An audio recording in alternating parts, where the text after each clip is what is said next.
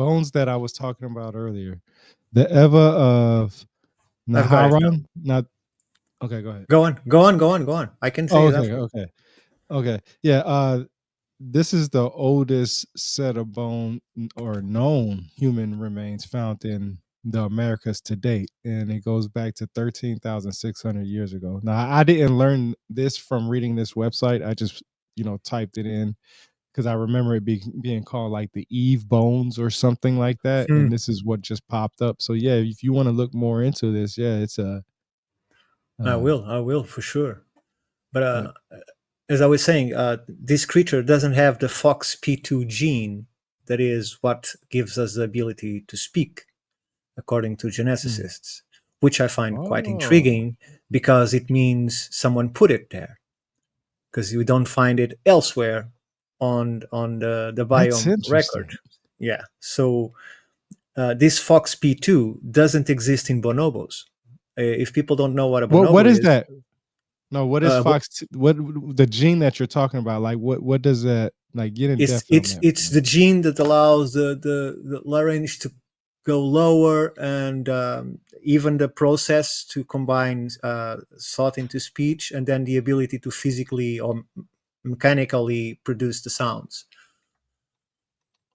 So, I'm not and sure if I have the definition here. Let me see. I think I might. would you consider that a language? And I have and I'm asking this because I'm gonna bring it up real quick. Maybe you can read this later on, and of course explain it more. But it's funny you brought that up because I have actually read this peer-reviewed article right here about patterns in language and these type of stone productions. Hmm. And supposedly, now this is the interesting part. Supposedly, it's supposed to go back 1.75 million years ago. Yes. Yes. So, do But you agree with that? yes, I've seen Okay. several findings in that respect in terms of academic research. But I would say that we are mixing up the ability to create tools with being Mm-hmm. human. Mm-hmm. Because again, bonobos can. Let me give you some examples of what they were doing in the 80s with this lovely lady, Amy something, Mary something like that. She she managed to taught them with ease to play computer games, create a fire, cook, create complex ideas in terms of manipulating objects, solving very complex puzzles, understanding our language perfectly, and being able to replicate it with sign gestures at a limited rate. Um, so if I was someone whose my intent, for whatever reason, is to create a to create a being that would serve me in some area or respect, be it for pleasure or for work, whatever. It doesn't Mm-hmm. matter. I would choose the highest and more adept animal that could be combined with my technology of DNA. So I would choose a bonobo. But if we go back 4.3 million years, I would choose an Australopithecus. Probably was the most evolved at the time, and then an erectors and so on. So Right, my, right, right. my problem with evolution is that, and I've just been discussing this with even AI cannot break this barrier. That is, there is not one single thread of evidence of macroevolution. It doesn't exist. Never found. We cannot jump species or gain limbs or do something like that unless for a mutation, and that mutation is 99.9% causing the extinction of that creature that has a mutation. Only on 0.1% that mutation is beneficial, and we can see that thanks to Darwin in the birds of paradise, where they develop, because imagine you are a bird that by defect your beak, instead of being straight, is curved. But it so happens that in that environment you can eat better, collect more seeds, and therefore in a few generations you're going to pass your seed more than those that don't eat as strongly as you do. So you change the species, but that's microevolution. It's not macro evolution. So you are not flying and all of a sudden you start driving. That doesn't happen. So we can't see it in anywhere in the science record or the fossil record. It doesn't exist. We have stages. That's why we keep speaking about the missing link. We have Right, stages right. where we see different creatures, but we see different creatures today too. If you go Hmm. and see a chimpanzee or a gorilla or a bonobo or an orangutan in skeleton, they are more or less similar, but they have very different Right. behaviors and very deep, different interactions with this reality in terms of physical capabilities.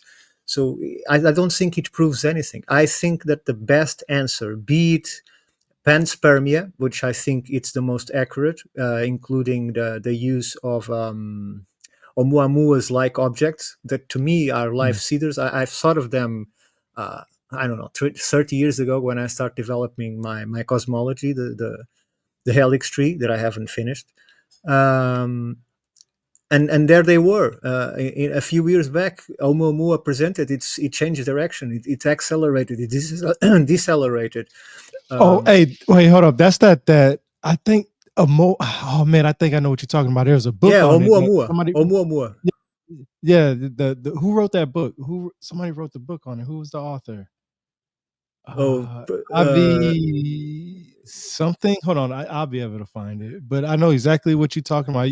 So yeah. you actually are a lot of people don't know about that. So you got to give out some real details about that because you was Oh, about to get sure. really deep in that. Yeah, yeah, you're gonna have to give some really deep details because a lot of people won't know what you're talking about. When you were saying that, I was like, I know what he's talking about, but I wonder if other people will.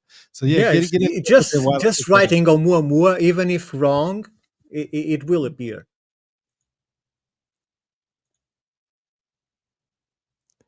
Yeah, I think you're talking about this right here. Yeah, it's If I'm not. the image is fake. It's not real because we never photographed it. But that's the best thing they can come up from the scans that they did, like a jagged black object that is supposedly not mineral, not organic. It's a mixture. And It's see, it's and alchemy. that It's alchemy going through space. That's what it is. right, right, right, right. I know I posted it a more. Oh, I did several times, but X search is not working. At least not for me. It doesn't find Oh, anything it's that I not. post.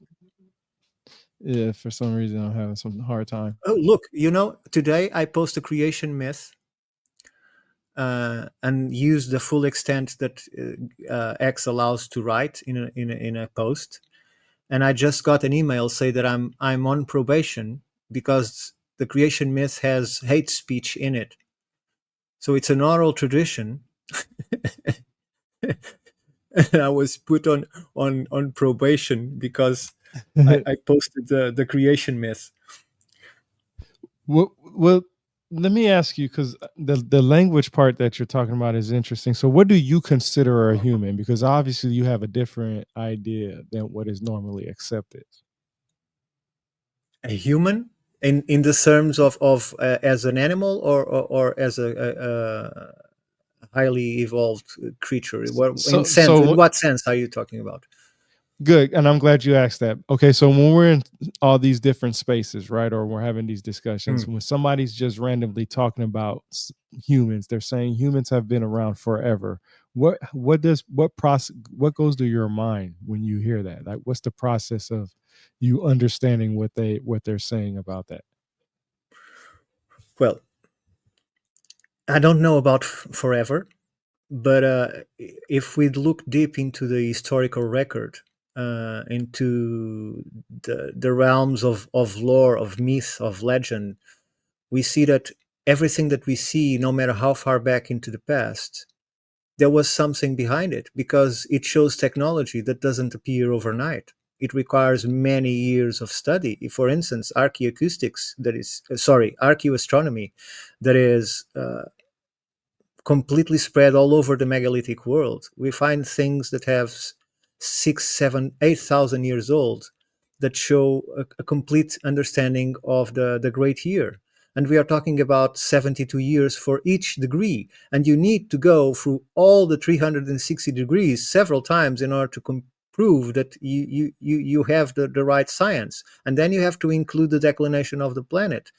So all of that shows that even going to the furthest in time that we find, that knowledge that requires thousands of years to be developed is there embedded in the structures.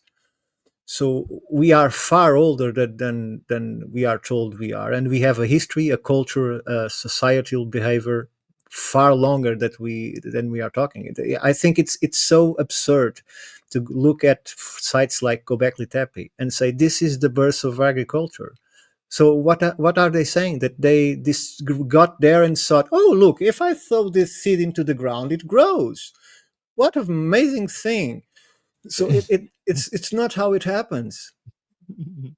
That's not how it happens. It takes a long process, because you first have the crops that are natural, and then Mm, you start gathering food from those crops that are natural, and then you start selecting the mm, best seeds, and then you start tilling the ground and putting your best seeds into the ground and getting better crops mm. and better yields. Right, right. Yeah, yeah.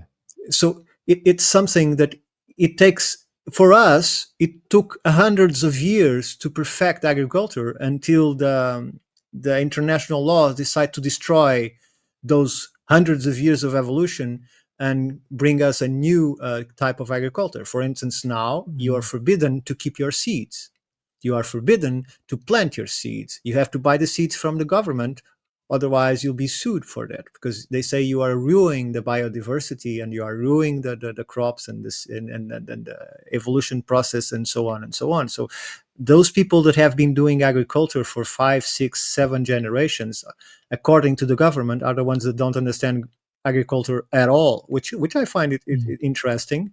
So someone seated behind a desk or recently came out of a university will know more than this accumulated knowledge, and perhaps that's why the world it is how it is, because we, at some point, decided that instead of trusting into an elderly or an elderly group with wisdom from experience that knew the difference between knowledge and wisdom, and all of a sudden decide, no, no, there's this group, the politicians, they will know how mm. to guide us best.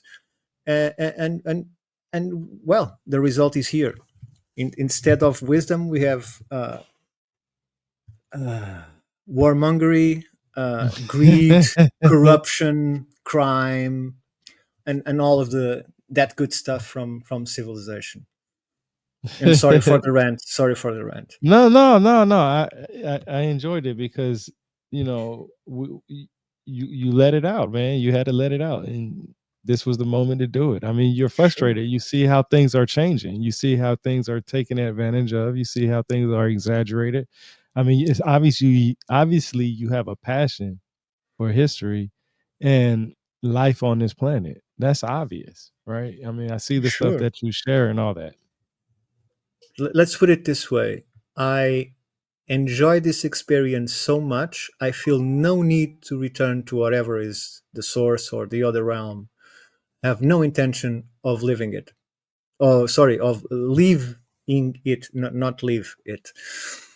Uh, so I think that no matter in frustration, I'm not going to extreme pain, of course, but as long as there is some kind of meager survival, this planet is a wonderful thing to experience.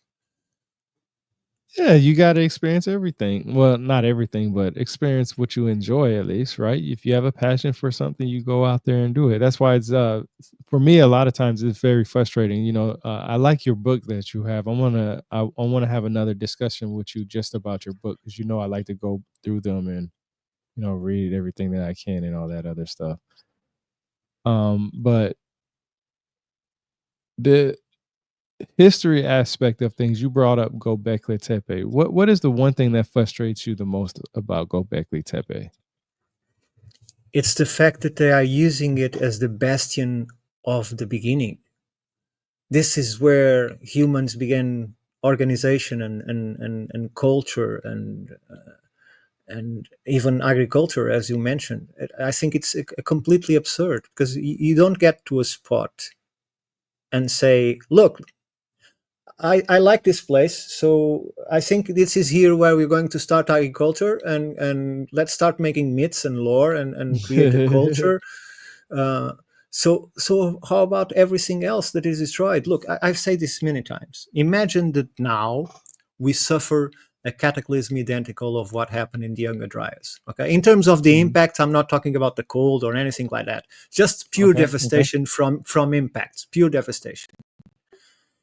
If we didn't survive as a whole, but just small pockets of people here and there, who's going to survive this? Those that are already living as they ever lived in a basis of hunter gathering. Those would be the ones that survive, meaning that in 10,000 years, when someone go and look to the record, they won't find a motherboard, they won't find a television, a cell phone, they won't find a car, they won't find a Yeah. building, Right. they Right. won't find Right. Right. anything. They will find stone tools, arrows, and bows, and with luck, of course. But that's the kind of technology they're going to find. They're not going to find any that we have today because it all disappears. You abandon a city, and after 10 years, the nature is already eating it, literally Right. Right. eating it.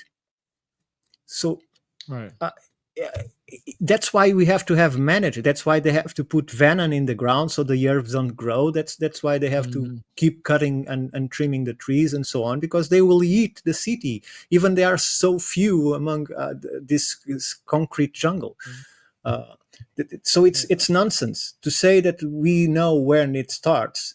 I just wanted that academics say like this. For now, this is the oldest thing that we believe exists, and that I would be fine with. But to claim and make careers Right. and books about this is the beginning, this is where it started, and this is a repetition, because if you remember, all of this So was written about summer, and then they found Gobekli Tepe, and they repeated the whole discourse of summer over Gobekli Tepe. It was repeated once more, completely, from the agriculture, the astronomy. Perhaps you are making the connection now, but it's exactly the same discourse that they made from summer. That was the birth, the Tigris and the Euphrates. That's yeah. still taught in school, or was to me. So that's the birth of civilization, and all of a No, sudden they that's still discovered believed to this day. where summer. No, that yes, that Sumer is like the No, number one summer spot still. is 6,000 years. Yeah, that's what I'm saying. Some people say that. No, but it Some isn't, people because still, Gobekli Tepe is 10,000 years. yeah, but I'm just saying they still teach that because you said No, that. they still teach that, yes, Yeah, but the yeah, yeah. narrative is it changed for Gobekli Tepe. You're right, they still teach that, but the narrative changed. The academic discourse that I was talking about, saying that summer was Mhm. this and that, all changed into Gobekli Tepe without saying, "Oh, sorry, we fucked up, we're wrong." Well, it's because they say that Gobekli Tepe don't have a writing system, but they don't they but when Sumer started, they started off with a pictographic script. A pictographic script is like hieroglyphics, like Egyptian writing and Sure, stuff like that. You know, they have it in Mesoamerica, they have it in India. You know, pictographic script is everywhere. It wasn't until, you know, the thing is a lot of people don't realize they didn't really start really recording things in a cuneiform format until sometime around, they say it always depends, but it's around 18th century BCE. That's what they say. 18th century BCE. Now I don't know 18th how century. accurate. Okay, okay, Yeah, 18th century. I Yeah, no, yeah, I think it's much earlier than that. I think you yeah, find but no, they had writings from cuneiform. They 3600. yeah, they have writings, but it wasn't the same. It was different. It was always changing. It was always changing. Like it went from like uh the Sumerian writing system carried on to like they say all, like I've read all the way up to 1 AD, right? The cuneiform script itself, right? It carried forward, but it was when the language first started, it didn't start in that cuneiform writing style, is basically what I'm saying. It started as a pictographic script. It later changed and evolved just like every other language. Sure. And how, what do you have to say in regard to those people that are now starting to come up with this idea that writing, especially the pictographic kind that is found all over the world, Mm. um, was used not because of a language needed in terms of recording things as in a book, Yeah, yeah, or yep. Hmm. but because of logistics. It Yeah, was exactly. It societies was about were, trade. yes, societies were so big that they needed to start noticing something, that they couldn't keep Yeah, it all in their brains, and they have to start taking notes. yeah. And Yeah, absolutely. That's what I'm saying. That's why the language changed. It was all about trade at first. And then it later changed into more business like bureaucratic type stuff, government type stuff, because everybody had to track everything because once you included trade, you included sales taxes, right? They taxes, sure, everybody had to do taxes, right? So everybody had to get their piece of money, right? Get their little coin or whatever it was that was their monetary uh, gain at that time. And then they decided to, okay, well, now we have other things. We can start recording things like myths, right? Like we can start talking about we can record our yeah, stories. So let's make our language evolve more. but that's interesting, because think of this. It's at that time when the trade and the societies were big enough, to force them to have to create some kind of system to record this data, right? And I think that the after just a few years after that, um, they noticed that oral traditions were no longer serving their purposes because societies become fractured. So, And so so, why not use this system that you use for logistics to start recording these stories and these tales and so on? We could transform this logistics system into a language that allow us not to depend on the oral traditions, because we are now very far away from our shaman or from our wise elders, because we moved into this place, into this city, to do commerce or whatever. And so I Mhm. think one thing was applied to the other, because contrary to what most people believe, that language was something natural to be invented, I don't think so, because you still have cultures today that don't need Or use it. writing or Yeah. use it. They don't need it, and Yeah. therefore, and that's more. If we do the telephone game, you know what the telephone game is, right? Yeah. Telling different people the same story and seeing how it changes overall through Yeah. the So people. so you tell a complete. You make a first person read, I don't know, 10 lines of text, right? And it says that Marianne was a good girl that goes to school and likes to eat ice creams and taking holidays with her parents, for instance. And you end up with uh, dragons eating bats in a dark cave or something like that on Mars. Yeah. So so and that doesn't happen in oral tradition. It doesn't happen. The story is the same over and over and over and over again. It might change little details, but it's the same story. There's no Mhm. uh, diversion from the original purpose. And that shows us that it is us that separated from oral traditions, and not Yep. them that deviated from writings, because they don't need the writing. You know what's a good example of what you was just talking about is the movie Book of Eli. You ever seen that movie? Yeah, yeah. Remember how when they was trying to get that last Bible, and he had the last Bible, but it wasn't in a writing system that nobody it else was could it was a understand. It was in braille. It Braille. was a braille. Yeah. So, but when they took it, he memorized it. He remembered every detail about it, and they made more of it because of him. And that's Yeah, exactly what you're talking about. Back in those times, people remembered these traditional oral stories by memory. They knew it by heart. There was nothing about it that they could not remember. It wasn't until that, and I hate to say it like this, it wasn't until we started recording things when we started losing our memory, right? Because why would you need to remember something if you can write it down and remember it later, right? Back then people had to remember this stuff, right?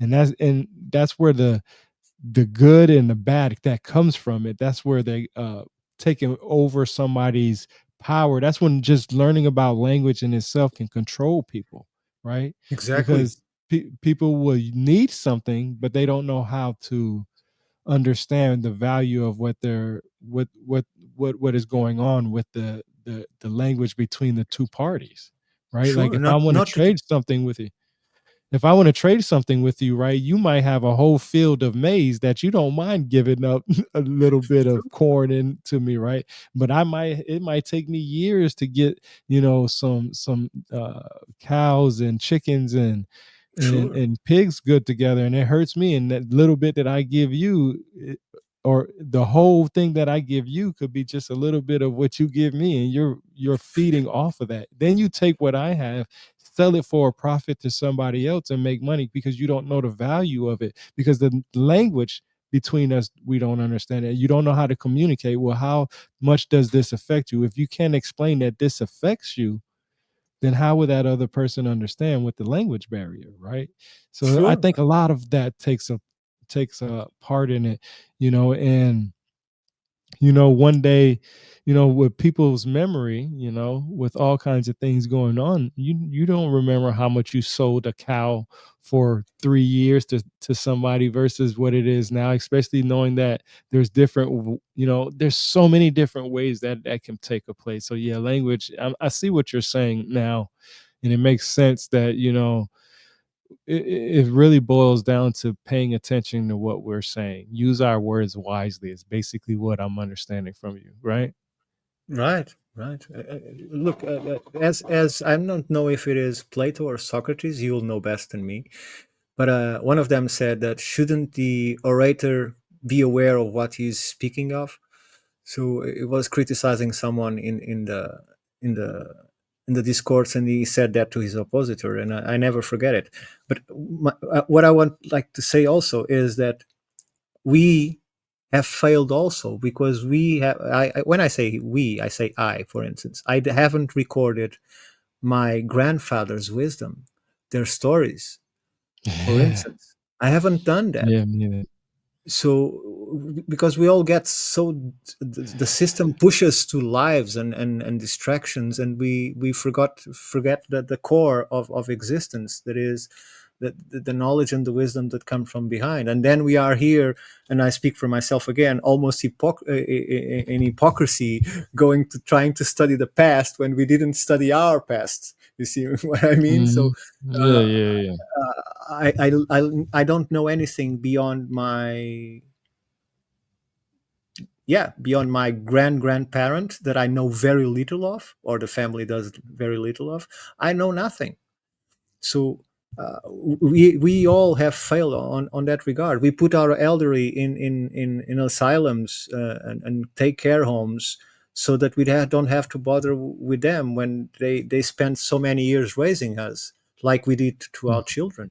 So it's very unfair how we are treating uh, ourselves within this society, forgetting that those people, because normal people do get old, and they will pass from through the same process. They will also be excluded because they are old. They don't serve for nothing. They are inadequate. Um, Mm, uh, that's when deep.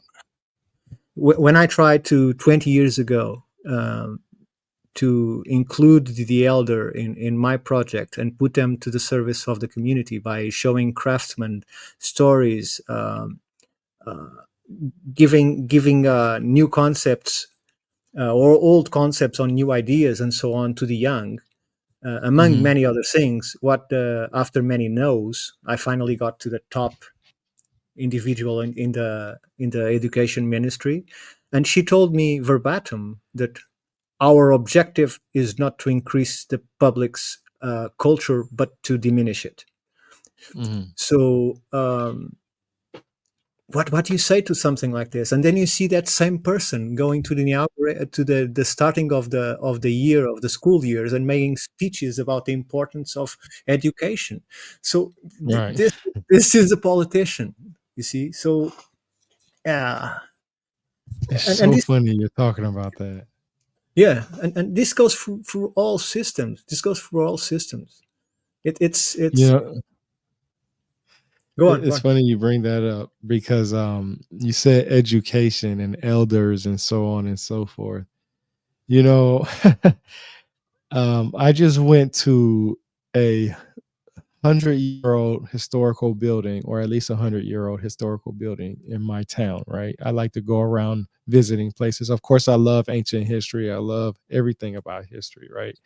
And I start where I the closest places around me. I'm trying to travel everywhere that I can that's near around me. But anyway, I went to this place, right? And it's a school. And it's just interesting you said this, because this school was created by a philanthropist. I can never say that word right, but a philanthropist and a slave.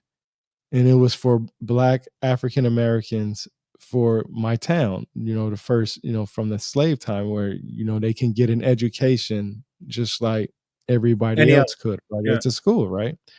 But when I went and I got drone shots of it, because I got a drone now, bought a really cheap drone that works really good. Got drone shots, took pictures, walked around, and I'm going to do an article on it. But what's so sad about it is this building is 100 years old, which means that it fits the uh, the criteria for it to be labeled as a historical spot, which it is, which means that it has to be upkept by somebody. Somebody has to be taking care of it. I think I used the wrong word. I might have, but it's supposed to. Sure. Somebody is supposed to take care of it, right? But no, it is deteriorated. The roof is caving in. It's all trash inside. Windows are broken.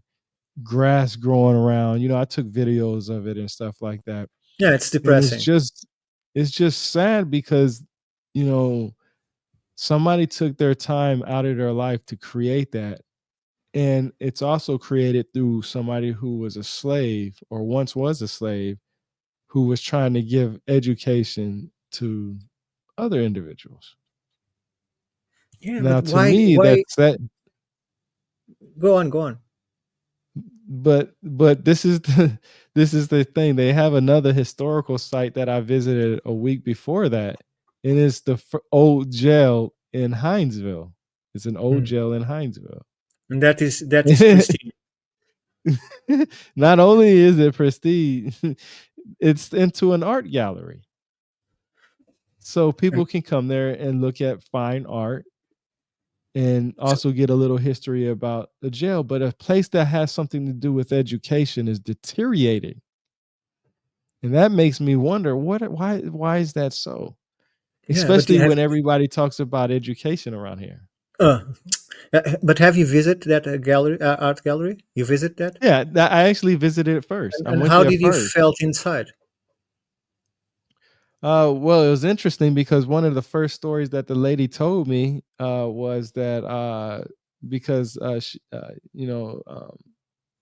I'm dark. I'm consider myself African American. My mom is German and Turkish, but I consider my African American. That's what people always talk to me about. I know my hair is the way it looks now, but when it's cut, you definitely would see a whole different picture of me. But she told me that one of the an older lady from France, when she was in her 20s, she moved to Hinesville with her husband, who Hmm. was African American, and he served in the military, right?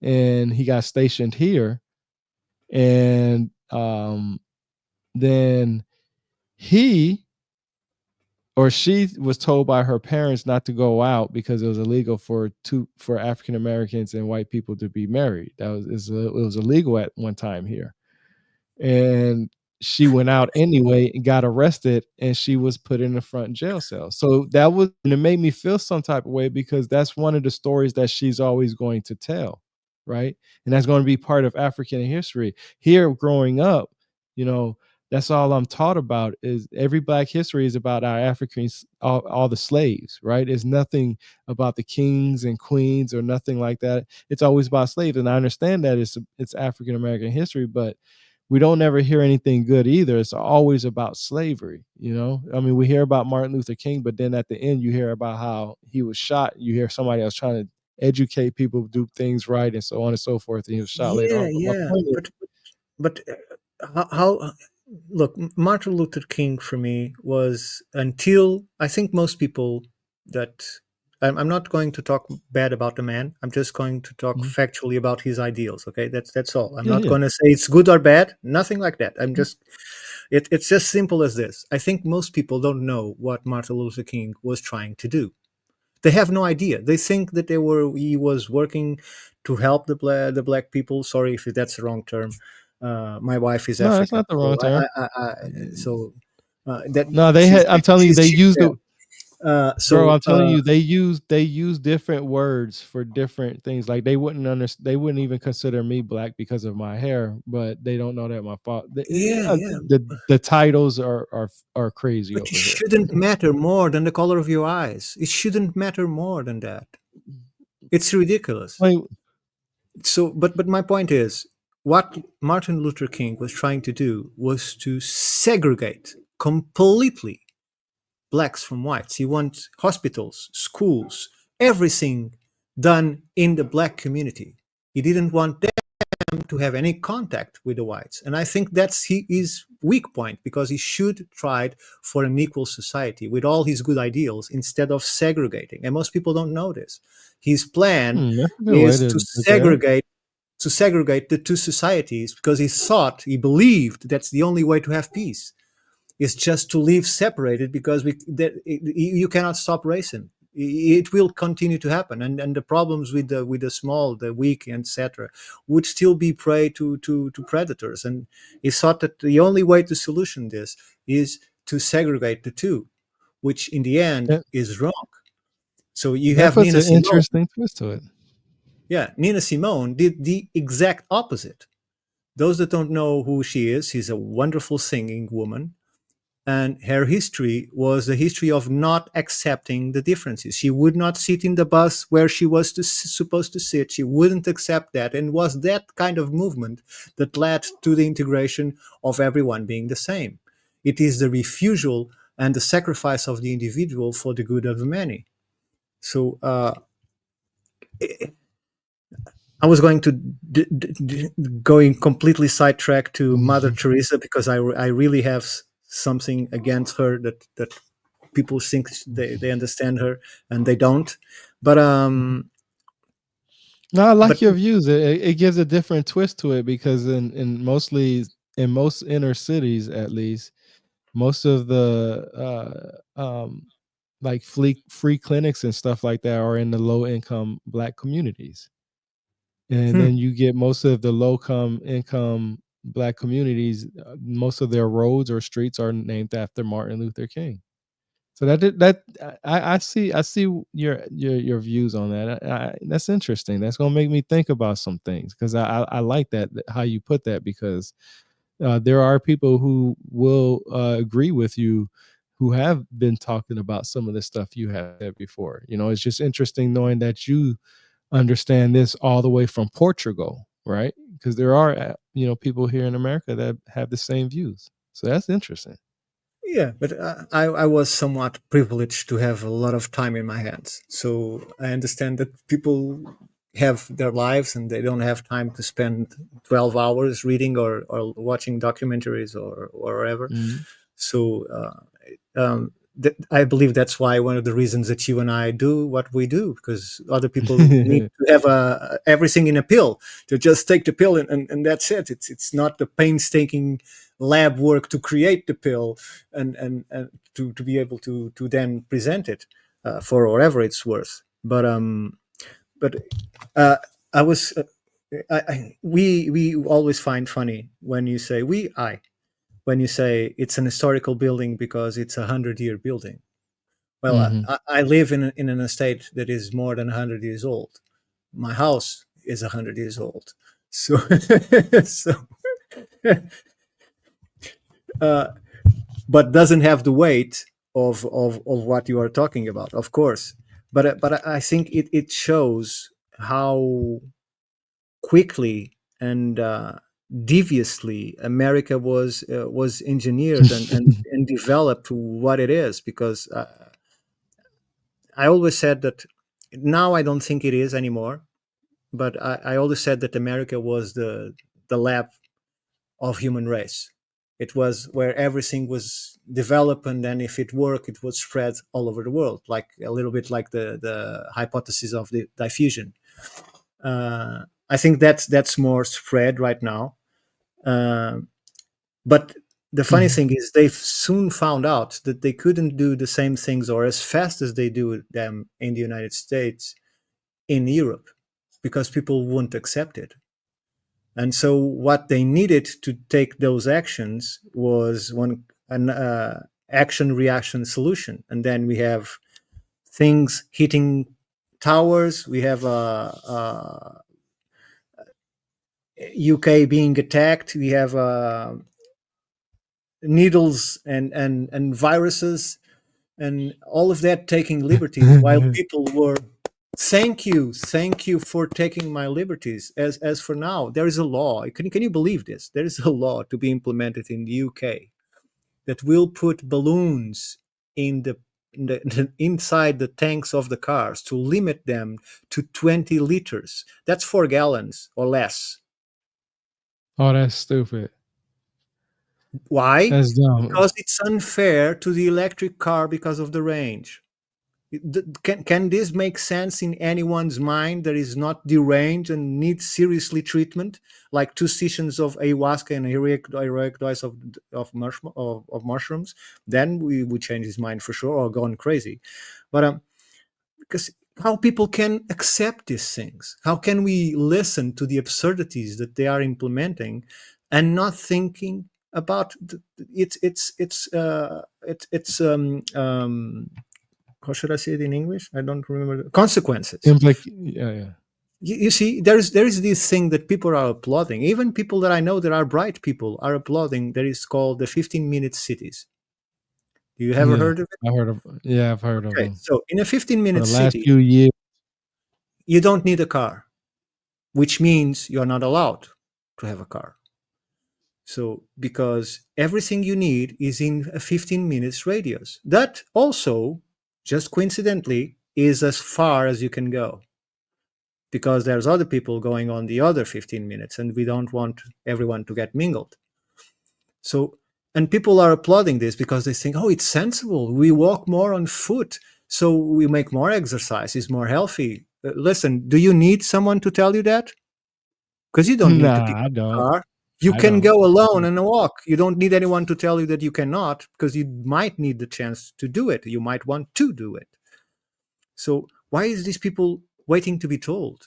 Where is the ability to do abstract thinking and realizing what are these 'Cause things people going to do to us, I right? I feel like most people like to be followers, you know? They don't like to lead. It takes a really strong person to lead, you know, mentally and physically. You know, you don't have to be the most fittest person in the form of, you know, strength and stuff like that. There's different ways to having strength, you know?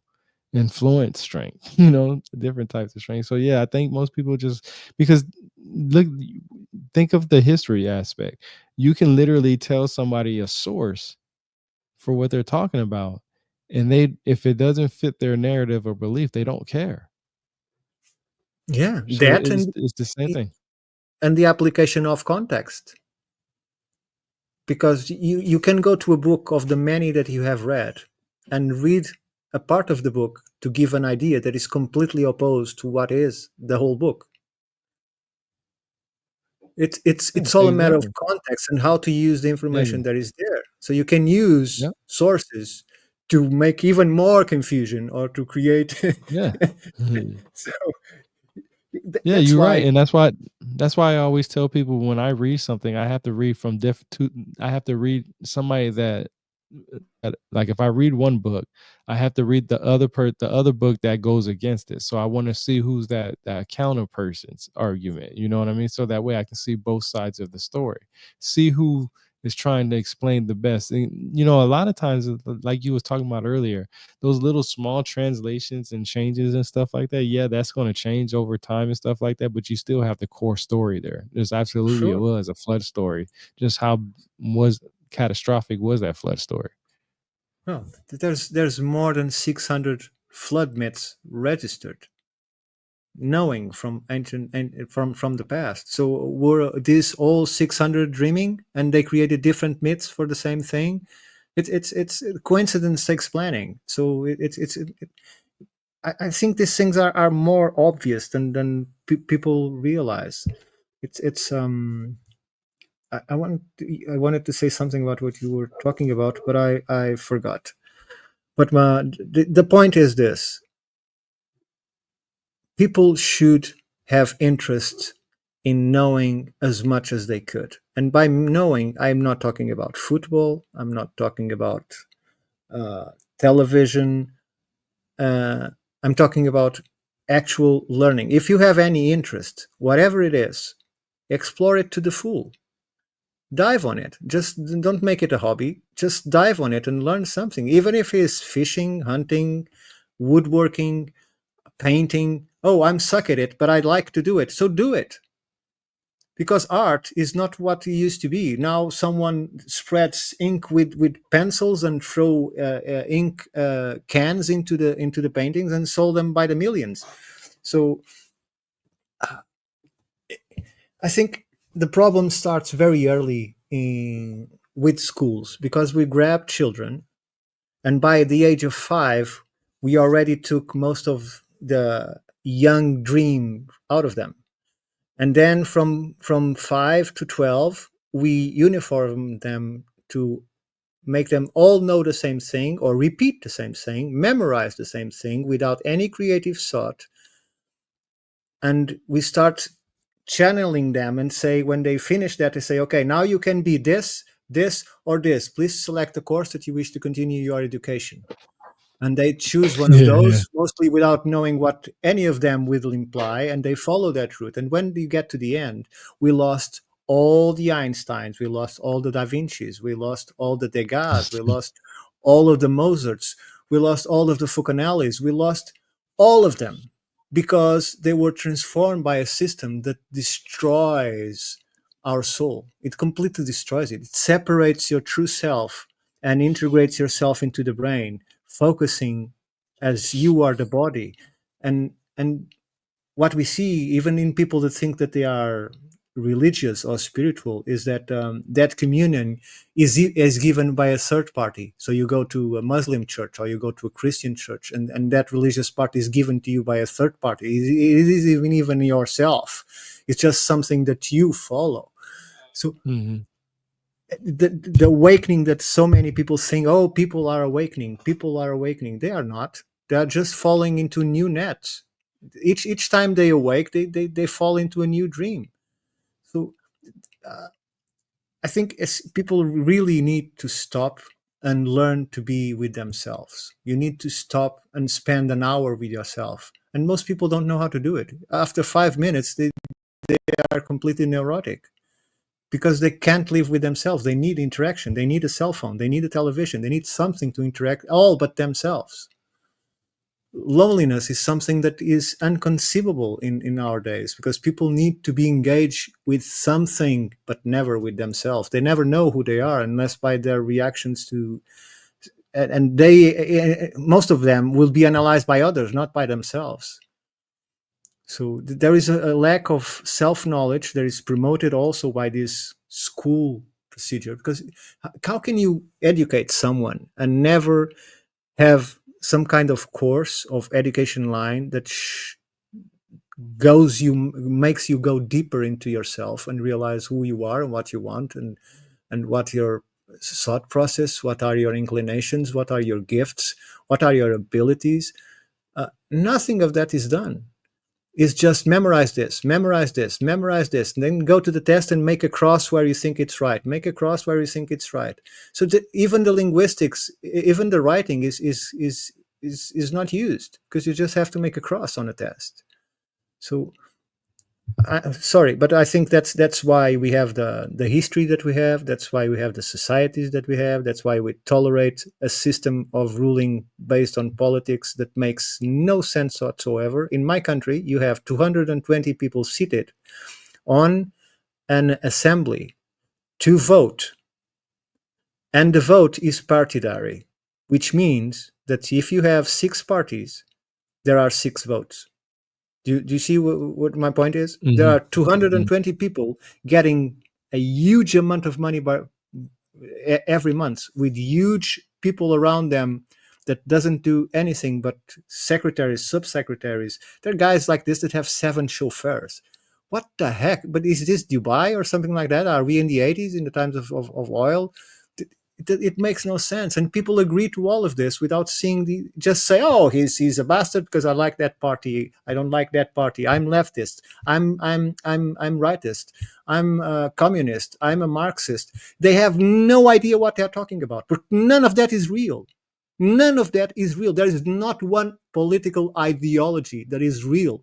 It is all a castle of cards. It don't work in society. Never one of them worked. Not once. Tell me a political ideology that has worked. Democracy isn't, for sure, because it's this. These are not democracies. These are oligarchies that are completely different. So they don't work. Of course, we cannot go back and say, let's this wise woman or this shaman rule us. Of course, we cannot go to that. But at least it should be the elder people or the academics who have the experience in these matters. It shouldn't be a Mhm. politician taking measures on something that demands a specific and technical knowledge with years of experience. So how can we put all of these decisions into people that have never done anything of the kind in this kind of mission? It's like having that guy from Microsoft teaching the Bill world Gates. how to do medicine. So are you joking? This Well, guy maybe is he got the experts. telling governments what to do. We're talking about an international criminal that is pursued in several countries that he cannot put his foot on because of what he's done, either to the children with their vaccines, or either to the agriculture processes. Do you know that he reached to the government and said, look, I have a very good project here, so you can put your little agriculture people starting making money from their crops. And so the Mhm, government decreed it that everyone had to start planting what Bill Gates was giving them to plant, that he would buy all the crop. The problem mhm, is what he gave them to plant occupies the whole land to receive the grant to do it. And then the crop itself cannot be eaten by them. They cannot produce their own food that they used to, and the money that they receive from the crops is minimal. So they are worse now than they were before doing this new technological kind of agriculture that Bill Gates mhm. buys the crops from. And there's another process to take the land from the people. That's why he is the largest latifundiary guy on the planet. He buys every kind of land that he can. For what purpose, no one knows. But if we stand up, for everyone that's seen Bug's Life, if you haven't seen Bug's Life, go and watch Yeah, it, I seen it. Yeah. because it's not a matter of the few holding the power, because they don't have any power. They only have power because we acquiesce to their requests. Mhm. If we unite, even if 15 or 20% of the population, and there's no, I'm not saying to go outside and do manifestations, because I don't believe that. I think they are all programmed and all funded. It's a bunch of crap that people don't see that they are being used. But just saying no, do not comply, that's all. They cannot stop us all. And if you cannot comply, if you cannot avoid complying by doing it, by just saying it, arrange ways, because they create areas of the law for them to bend the law for themselves. So use the same things to bend the law. I was free on all COVID because I banned the law, and legally I could be everywhere while Mhm. everybody was supposed to be stuck at home. It was the easiest thing to do. You just go and read the law and say, what are the exceptions?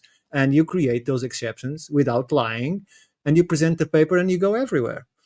So uh, well, this is going really south. So let's go back to history. Nah, it's good because, like I said, man, I really feel like, um, in this day and age, at least, we've got to the point where we let somebody else try to tell us what to believe without going in there and, doing our own research in that aspect. And what I mean by that is like, you said you wanted to go back to the history. So let's go back to language, pictographic script. If we're both looking at the same pictographic script, we're probably going to see two different things, but we can probably find a middle ground between the two, right? Where if I come to you with something that looks like this and you come to me with something that looks like that, we understand it together as one.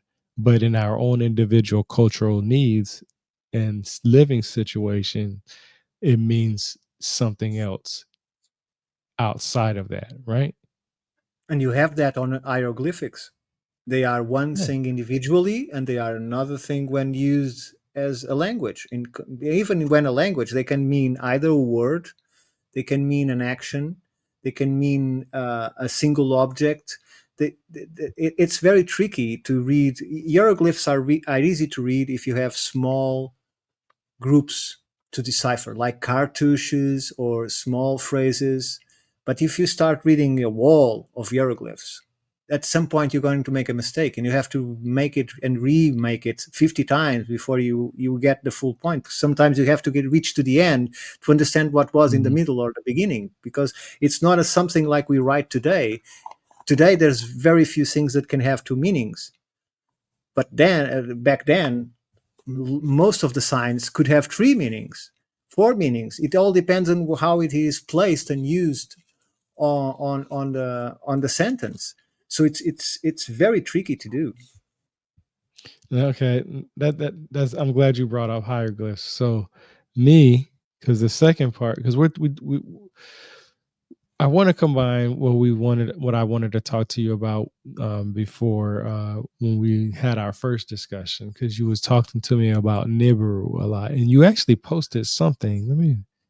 You posted something up there. I think it was the last few days ago. Yeah, it was yesterday. Yeah, it was some guy saying that he believes the the the the rotation of the Nibiru is 10,000 years, if I'm not mistaken, versus the 3,600 that Sitchin says. No, Right? no, I think no. it was. Yeah, but that's not it.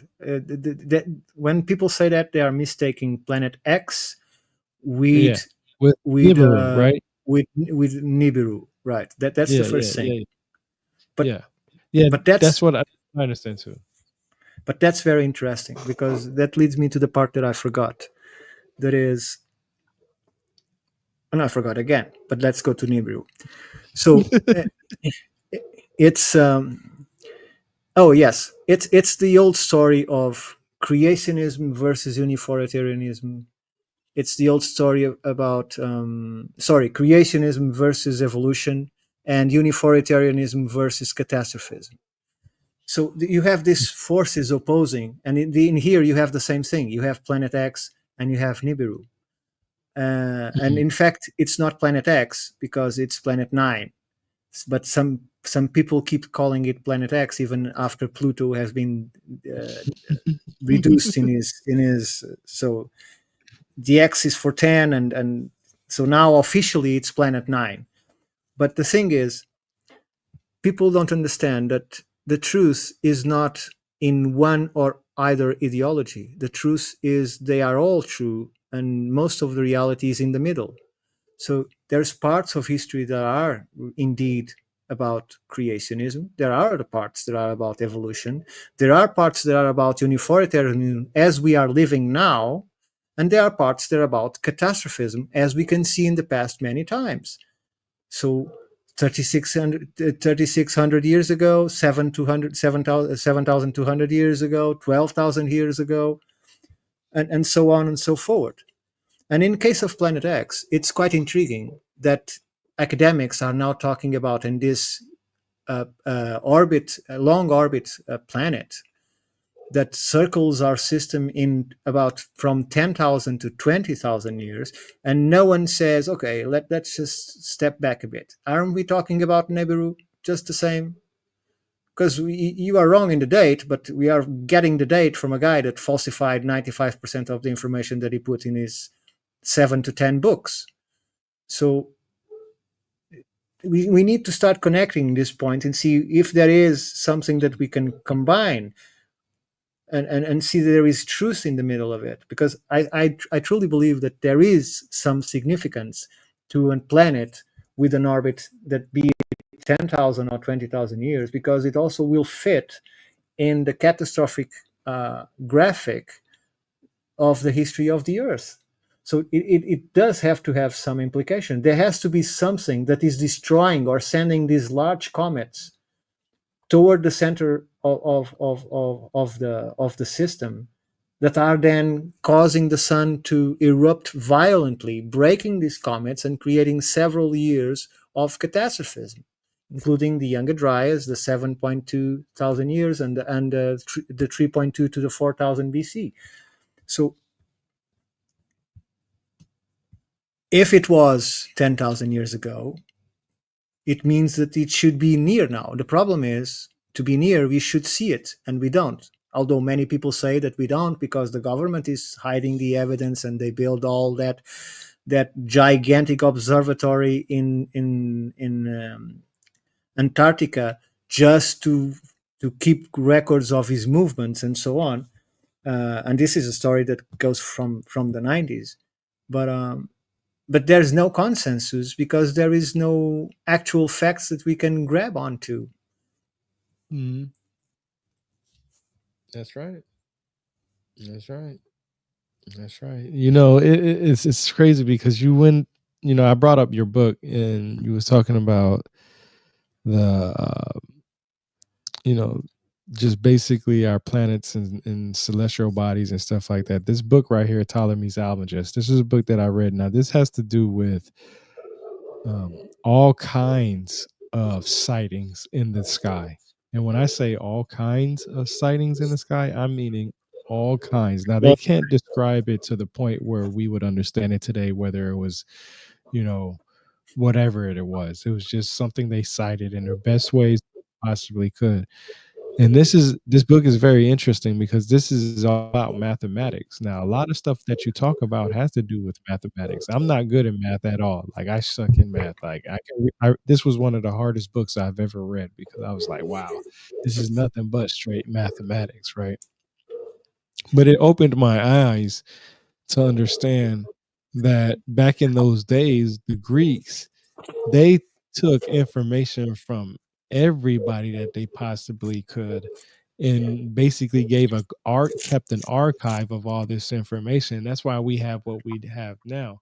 I know Ptolemy has another one called Geographia, and I'm going to buy that one next. And that was supposed to be basically, and it's supposed to be geography, but it's in Geographia. I think that's how you say it.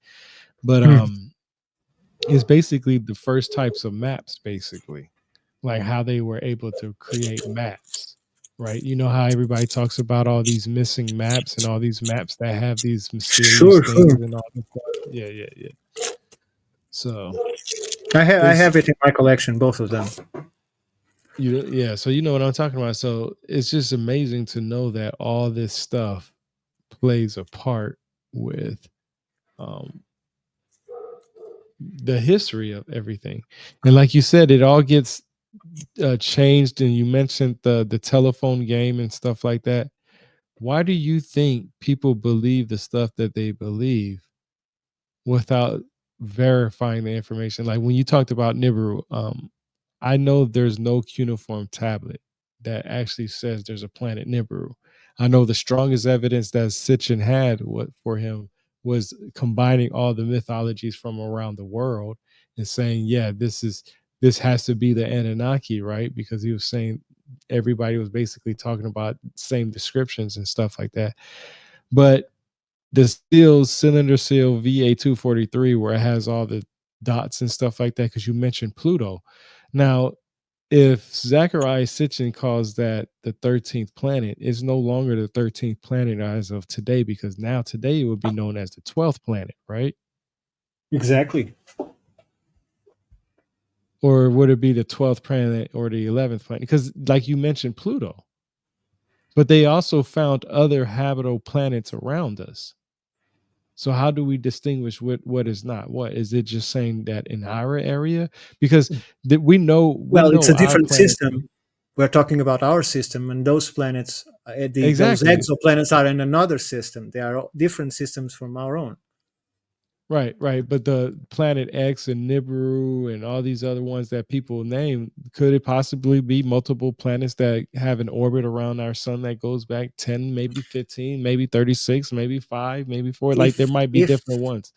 if you believe the laws that today tell us how the bodies move in space, Hmm. then that could not be possible, because they know of Planet Definitely. X Yeah. because of what he's pushing. Because, for instance, in the beginning, they thought, well, Planet X must be really big because we see these alterations in the orbit of Neptune and Jupiter, sorry, and Neptune and Uranus that cannot be explained by Pluto. So there must be Hmm. another body, and that's how it started. But then they found out that Jupiter was much denser than what they believed. And so it would justify those changes, leaving only a small margin that will imply a planet about 4 to 6 times the size of the Earth, or in terms of mass. So it could be a Hmm. small dwarf star, because most people think that Planet X is actually a dwarf star instead of a planet. And if it is a dwarf star, then you have those people that follow Sitchin and these are kind of ideas, and not Sitchin specifically, and they say that that moon star has a planet around it, and that planet is Nibiru around that dwarf star. Um, and in this case, the gold would serve not to purify the atmosphere, but to keep the energy in, so it didn't flow away, because the brown star has no, the dark star, the Right. dwarf star has no light. But I don't buy any of that part of the story. What I buy from the story is what I can read from the myths that I can read that Sitchin also use. And if you go Mm. and look at my cosmology, there's some similarities between the Yeah. two. The only difference is I don't go to, for instance, let me ask you this. Do you really think that an advanced civilization has the ability to traverse space would still be moved by attaching an explosive liquid in a tank, sitting on top of it, and then light a match to control the explosions of that same fuel? Because that's what we're doing today. This is not technology. This is a chariot from the 17th century. It doesn't make sense that in the 21st century we are still filling tubes with fuel and then controlling the explosion of that fuel in order to give us propulsion. It doesn't make any sense. We don't need that. We never did. There's so many ways in science to propel us through space that we don't need this. We are only using this because they don't want us to see it, the kind of technology that they have for some reason, which that doesn't even make sense.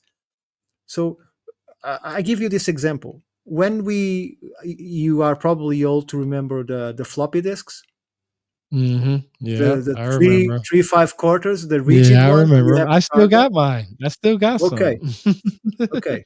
Did you know that warehouses were filled with CDs for almost 10 years until finally they got the sales of the 3.5 quarters and the floppy disks to a level in storage that they could just give it, they didn't mind if they didn't sell it, okay, they made their profit. So they kept warehouses filled with these materials to sell.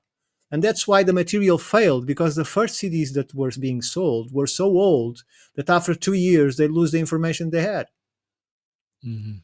And so you see the rebirth of the technology, and they say, okay, but we now have a new CD. If you remember in the story of CD, then they got one that was uh, more capable of sustaining energy. It wasn't the case. It was just that the others were very old because they don't release technology until we consume all of the previous one.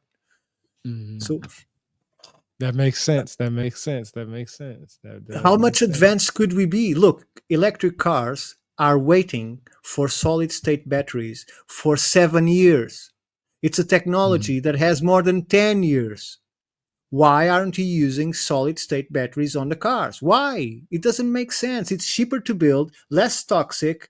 It doesn't ignite as soon as has a rupture, because if you go beneath an electric car and you pierce the cell battery, as soon as the cell battery enters in contact with the air, it automatically catches fire. It's a chemical reaction and the whole car burns. So as soon as that battery is scratched or a slightly thing is open and that enters in contact with the air, fire is immediate. And solid state batteries don't have this. So they last longer, they charge faster. In fact, we are already ahead of the technology of the solid state batteries because it's so old already and we haven't still implemented it. Why? You see, it doesn't make sense. The evolution that we are told is not real. It's all an illusion. They are taking us at the pace that they want for their own purposes and for their own agendas. So when people say, "Oh, if they are so powerful, why they don't control the world yet?" Have you look around you? They have been controlling the world for the last what 500 years. The same guys, at least. So they are controlling the world. Obviously, it's not you and me for sure that is controlling the world. We're just following No, we did the guinea orders. pigs. We're the guinea pigs. We're the ones that's trying to just buy time. Sure. Yeah, Uh, it's crazy because you said that you study, you had the opportunity to research a lot, and I respect that a lot, and I respect anybody that researches. It. I think what the problem is with today is that we have the wrong people fighting each other, right? Because everybody wants to be in charge. That's what I'm thinking that's and hurting right. everything. Like, Everybody wants to be and right. that's what I was going to say too. Everybody wants to be right instead of just saying, "Hey, look, let me look at this from perspective." Here, give a perfect example. When I was doing my article, you pointed out that I made a mistake, and I had to go back and look at it, and I was like, "Oh," and you said I stand by my word, and I was like, "Oh yeah, you're absolutely right." I looked at it from a different angle, and that's what can happen. We can all make mistakes, but you have to be able to go back and turn around and say, "Okay, maybe let me fix this part right here." You know what I'm saying?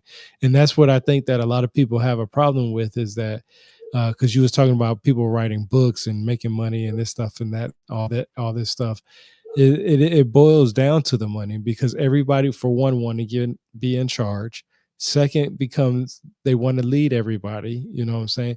Then it comes the manipulation. Let me do this thing this way. Let me make sure that this happens another way.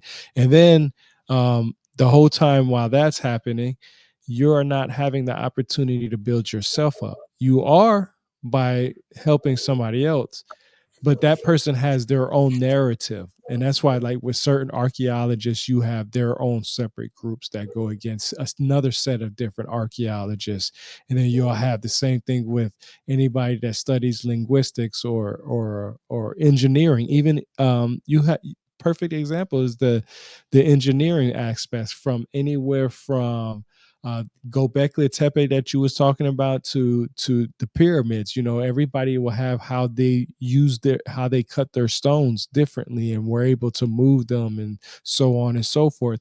But these same people have these degrees in the same field. They'll say, "Well, I have a PhD at this location," and the next person say, "Well, I have a PhD in this location." And instead of them collaborating and saying, "Hey, what can we do to make it much easier?" Because that's probably what the ancient people did. They worked by trade. Trading meant that they had better materials, better knowledge to work with those materials. They didn't have to start from scratch. If somebody introduced iron to you and you had sticks, how are you going to know how to manufacture, create, and use the iron if the person that gave it to you doesn't give you that? Yeah, you can do reverse engineering, but guess what? That takes time. That takes time. Yeah, You take yeah. away that time when somebody gives you that knowledge. But it's an excellent example, and let me tell you why. The iron thing and the smelting of the iron, and I think it's ridiculous that academics are not looking, and most people don't are not aware of this. You don't need a furnace as we understand today to smelt iron. We don't Mm, need it. You go to the to the Japanese still doing today tamahane or tamagane today, and they go and fetch sand from the beach. They build a brick furnace on the Mhm. spot. They put the sand inside the furnace and they burn it for 2 to 3 days. Mhm. When the process is finished, and the wise guy that is doing this, the elder that always precedes these ceremonies, by the color of the fire, will tell you if you are at the right temperature and if it's the time to demolish the furnace to extract the tamahagane. So Mhm. tamahagane is highly carbon content steel that can be used to do katanas, tantus, uh, well, many things. It's a very hard steel, They and use it so for butchering too. too exactly. So this is a process that could be been done 20,000 years ago. Because if you have a trading post, you get there and you can smelt your material there in 3 days and then sell it on the spot. And then, because the furnace is to be destroyed, there is no evidence that you can make iron. There's no evidence at all because the furnace is to be destroyed. They are built with a purpose to be destroyed.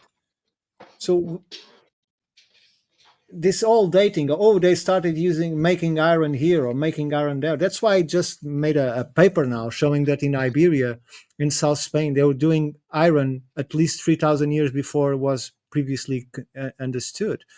So So it's what was the date for that? Because I know I read something that the Sumerians were using it about 3000 BC. So what was it for? I think we are already in 6,000 to 8,000 Yeah, BC. yeah. Mhm. Yeah, Okay, yeah, that's another thing that I've read too. I know that a lot of people give credit to the Sumerians about 3000 BC, but I've read it could go anywhere from I actually read 8 to 10,000 years. sure. Look, So, if you know this kind of technology to do this kind of yeah. iron, that it would be immediately militarized for a start. Because the first time you make a demonstration from an utensil like this, mine, I, I'm rebuilding my own. But when you use something like this, so I don't have the handle. But when you use something like this, and someone comes to you with a copper, you go through his blade, you cut his blade clean with something as sharp and as tough as a Japanese katana. So immediately the Mhm. guy say, "Ooh, this is not for the public. I want this for myself. You please tell me how to do this, and I'm going to buy a lot of stuff or give you a lot of money, but just don't show people how to do this. Start doing it inside of warehouses or something like that." And it gets out of the public domain. It stops being done directly on the beach. Uh, so It sounds like the Tesla Tower you talking about. yeah, That's almost the correct. same thing with the energy because you was talking about the cars and stuff like that. Yeah, you on to Exactly. something right there, man. Well, You I'm you, not. you I just try to connect all things. I don't think that religion is separated from science. I don't think that archaeology is separated from consciousness. Uh, Although I do think that time and time and space are kind of illusion because time doesn't really exist. Time is just a matter of Yeah, distance. your time is different than mine. Yeah, that's all that Exactly. is. How you spend your time is different than how I spend my time. You know, And it's so funny you say that because everybody that I've known for the last 5 years or something that I've been doing about this or trying to at least, everybody wants to have a certain way presented about themselves, right? And then you have some people who are like me who are off on the deep end sometimes. uh, we we and everybody in between that, including the ones that are the most passionate, right? Because I don't think we're the most passionate. There's people out there that's so passionate that they will lose their mind in yeah, different places like ours. And I think the problem is like when you mentioned the telephone game. I think everybody wants to put a little bit of their piece in there. Like you have two wonderful books out there. I've already promoted them. I'm gonna bring one of them up back up here. You Thank you you. you talk of you have a really good way of putting things, and I enjoy your book. Like I said, I want to talk to you about it in the future, and the other one that you have also. You when you take the time to write your information or learn your information, because we talked about Stonehenge and we talked about the pyramids of Giza and stuff like that. We already talked about spirituality and stuff like that. The people that you said that have been running the world probably for the last 500 years, maybe, right? You don't think those people, it goes much further back than that? Or you think that it's just been perfected maybe the last 500 years? I was trying to put it in a sense that people can embrace, because if Mm-hmm. you start going further back, if you start going to the Templars, then you have to go further back, and you keep Mm-hmm. going further back. And when you notice, you're talking about god kings, Yeah. and this god kings not only are part of the creation, they created mankind themselves, and then they start to Mm-hmm. have, they decide to remove a little bit, and you have the sons of the god kings ruling. And after that, they further remove that because they need the system to be more applicable than spirituality. And then you have rulers that are by divine order. They are no longer sons of the goddess, but they are by divine order. And now you have crook politicians Yeah. running the show that don't even have any spirituality at all, or right to rule, or anything of the sort. So they are just Mm. chosen uh, as actors in this narrative. That's why you have this, all of the networks repeating the same news that most people manage to cut. They're using the exact same words from channel to channel to channel to channel, which is Mm. curious, which shows that most people don't know that information to these networks is not developed by the networks, but is developed by central managing centers of information that write these reports and sell them to the networks. That's why if the network doesn't have the time to redact it and change it a little bit, they read it exactly the same as it was written before. For instance, in Portugal, you have the Lusa agency that writes all the news, and then those news are sold to the networks. For instance, it's the 90% comes from them. Uh, just a small point that people also don't notice. That is a little bit on the side, but in the countries that are in the EU, like Portugal, only about 6 to 7% of the laws approved are ideas of the country themselves. The other 90 and so percent, they are there just to say yes. They have to vote yes because they are normatives from the EU. So no one going to vote against it. So another thing that doesn't make any sense, why are those people there? Just to vote in things that have no they have no say on it. Mm. Um, and so returning to your question, I think that we can go as back as we want and we'll still find them because they are there from the beginning. They are the ones that created us. And I'm not talking, again, this makes people confused. I'm not talking about gods, and I'm not talking about aliens. Mm. That's interesting. You put it right there and you made that clarify because a lot of people would take that as that. A Yeah, lot but of I'm people not. would take that as. So you I'm think not. it's just people here, it's us doing it to each other. That's what No, you no, think. no, no. I think that whoever created mankind, because if you think Uh, about it, you can go to any creature on earth, present or uh, past, and you'll find its niche. uh, You find an ecosystem, you find a kind of behavior, you find traits, you find its abilities, you find its ability to resist the environment, you find its ability to find its ability to adapt. When you go to humans, we failed at every single one of these. We need clothes, we don't have claws, we don't have any ways to survive the wilderness, we don't belong here. We are additions to a biome that should never have seen humankind. We are an mm, aberration on a otherwise completely balanced system.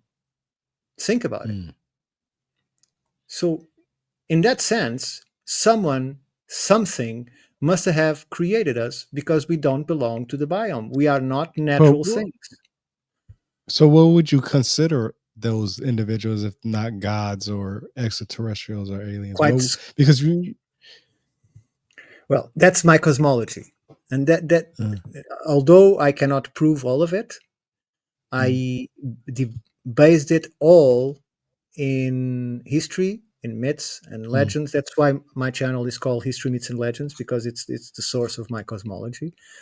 mhm, Um, and I think that, for instance, let's go to the Bible, and then let's go jump right from the Bible to Tolkien. You find mhm, two characters there. You find the devil mhm, on the Bible. In fact, you don't find the devil in the Bible, but people think they do. You find the devil in the Bible, and this is a guy that wanted to be like God. He wanted to create things also in his image. He was jealous of God. He was number two. Most mhm, people don't understand. He was the light guy. He was full of light. He was a creature of beauty. He was the most spectacular thing that God has ever been done. The problem is he was so spectacular that he has ideas on his own, and mhm, so he didn't agree with some things, and he was excommunicated, and he created his own environment. If you go to Tolkien, you have Melkor, that was jealous of Iluvatar and decided to create his own beings, his own race, his own world, his own society. And in here you mhm, have exactly the same thing. So what I believe happened is, I think that this is organized in a way that we have galaxy shepherds. These are not aliens, they are not gods. They are mhm, creatures that are neither of this world or the next, mhm, that whose only function is to keep the animus equilibrium. And that's the flow mm, of energy from all things to the source and back, and keep the ecosystems in balance. For instance, if you see that the planet is not inhabited yet, you send a live probe or a muamua to the planet, and you create life, and then you go there and you record it. You see the balance, you learn from it, you experience it, but you are not a god or an alien. So what I think is, one of these creatures, one of these shepherds from another galaxy, for some reason that I explain in the book, mhm, um, has decided to create his own thing. And by mhm, doing that, he violated the laws of the system, and the system decided to destroy it. And in fleeing from that destruction, what I believe is that, you know about Phaeton, the planet? mhm. I've Well, heard of it. Phaeton is the planet that used to exist between Mars and Jupiter. So, That's the one where the astro belt, right? exactly. So, what Mhm, scientists will tell you today is, no, nonsense, because if you put all the asteroids together, the planet would mhm. be very small. Okay. And do you Yeah. think that after an explosion of that sort, that the bigger chunks would remain there? You really believe that? So you find Mars completely destroyed. You find a huge spot on Jupiter, the size of the Earth, still there from a massive impact that no one knows when. Okay, so what I believe is that these shepherds, they all have different types of technologies, and the ones Mhm, that are in our system, the ones responsible for our galaxy, use natural power. So this has influences then in our history. So everything they use is like a type 1 civilization. They take all the energy from the planets or from the star. This other group was taught to use technology. And this guy decided to use the gates that are the form of communication. There is no starships. You go from place to place using gates. And this is quantum coherence that is being now explored by science, and that I explore in this The Resonant Earth, the book. So what to me they did, and this is my fantasy, is they decided to put a gate inside of a ship and then feed it from a star, a dying star, in order to power it enough to return to the source. Obviously, they failed because they emerged on the gate that was on planet Phaeton. destroying the planet and destroying the ecosystem of Mars, where the shepherds of our galaxy at the time existed at Sidonia. That they are still there. The face, the pyramids, the remains of the city, everything is there. The huge ocean that now it's all a consensus Yeah. that Mars has a huge ocean. All of that because the Earth could not be inhabited. And let me explain why. Because the Earth without the moon, and everyone can go and check this out, spins very fast. And by spinning very fast, we had terrible weather. It's impossible for any kind of life to evolve significantly. So what these guys did was with this ship completely damaged but still operational, they crawled to the Earth because Mars was destroyed, the planet, the atmosphere was gone. They crawled the ship to the Earth. They slowed down the rotation of the planet. They seeded the planet, destroying whatever was before to suit their needs. And then you can include this, the destruction of the dinosaurs, whatever you want to include in that. I leave that to you. And they recreate life in the planet and then start to colonize it. And then they look for what's the animal that is more evolved, that we can mix our ability in DNA and create a creature that will be intelligent enough to communicate with us, work for us, even procreate with us, and allow us to survive in this new world where we are stuck. So, as a result, we have a planet who has the most unbelievable moon in the whole known galaxy, that is planet Mhm. Earth, who has a moon that is far too big, that rotates at the exact speed, that is at the exact distance. So all of these synchronicities doesn't make sense. And I think that those beings are the ones that created mankind. On the other hand, those that are the shepherds of our galaxy, that I call the Syrians, and now on Earth, it's a culture that I call the teachers, while the others, the Mhm. draconian ones, I call the Aryans, and they are the slavers. So when you find sites like Machu Picchu, where all the houses were the same, small agricultural units for a limited amount of people, there were no social classes. You just have a wise man or a group of people to counsel the community. And then you go to places like Angkor Wat, where you see structures like that look like motherboards, completely energy, dark energy focus, and you see vast agricultural fields of massive people, millions of people to serve just that small palace. And that doesn't make any sense unless it was on purpose. It's not a civilization, it's a huge slavery unit. And that's why you find these tellings of these teachers that appear to the Dogon, that appear Mhm. to the Aborigines in Australia, that appear Yeah, in yeah, the yeah. Indians in North America, and teach them things and then disappear. That's the teachers that I see. There are a few, and that I use Tolkien on this, saying that they are facing the long defeat. They've lost the war, and my book, one of the second book, is about that war. They lost that war, so the draconian ones are now the ones ruling the show. But okay, I made it very long, but that's how to explain to you why I don't think they are neither gods nor aliens, because the concept of alien is well, it's debatable. No, I just like how you put things is because like I said, you've done your due diligence and your research, and you have no narrative you're trying to create. You're just sharing what you learned, and you're putting what you learned into an understanding that you can explain to others, right? You're not taking saying, hey, you know, I can't take any more information, because you're always gaining more information. That's why you're always talking about, you're always, trying to learn more and gather more. You're just trying to basically say it in the most simplest terms that most people can understand. And I like how you said that, because I know about the phantom planet. I know about the astral belt. I've heard people say, well, you know, uh, the if you take all the asteroid pieces that's there and put it together, it wouldn't be big enough. And I thought just like you, well, the bigger pieces would have probably went different places. Obviously something hit Mars because it has a scar on there, right? I believe it's Mount Mars, right? Olympus wasn't there. Mount Olympus wasn't there. There is a huge crater right upside the planet. If you go and look into Google Earth, you see Uh, that right opposite to moons to the Olympus Mounds, there is a huge crater that crossed the largest volcano system on the system on the solar system. The Himalayas compared to Olympus Moons is like looking at a Indian mound compared to Himalayas.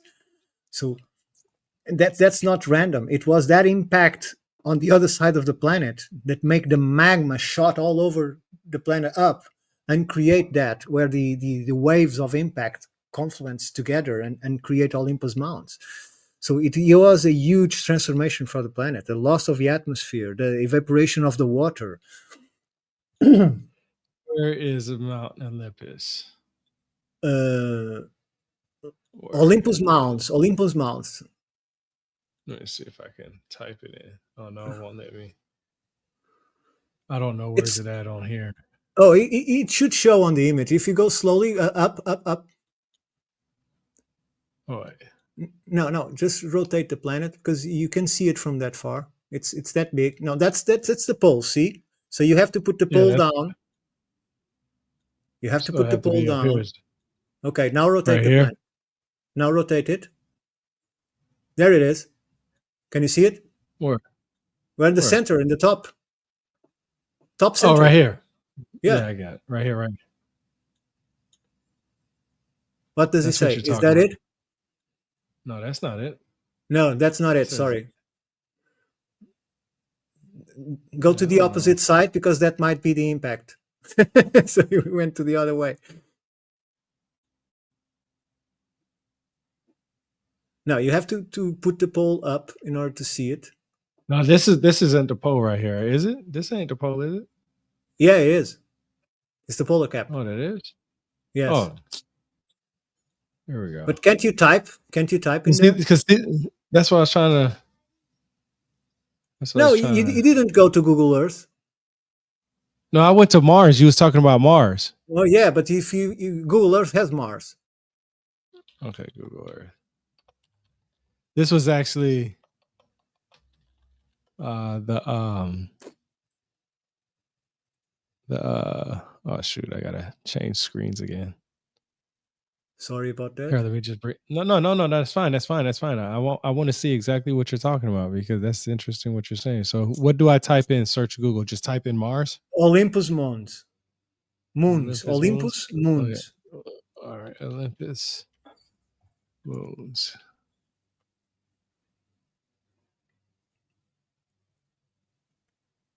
It's giving me to California.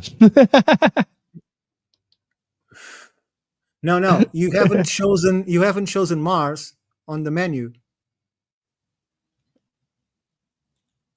I thought I did. Oh, let me go back. Hold If on. you are not seeing Mars, you're not in the right Google Earth screen.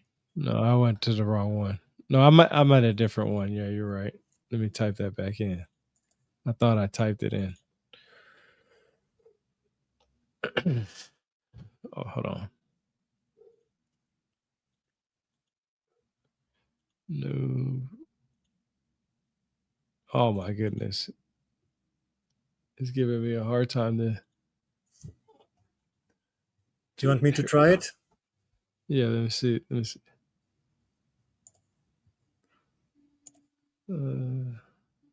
I have mine open.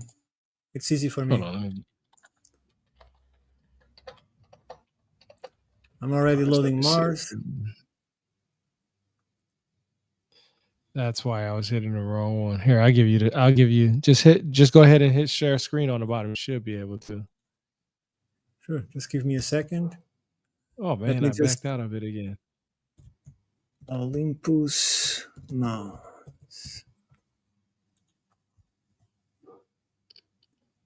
Yeah, I don't know.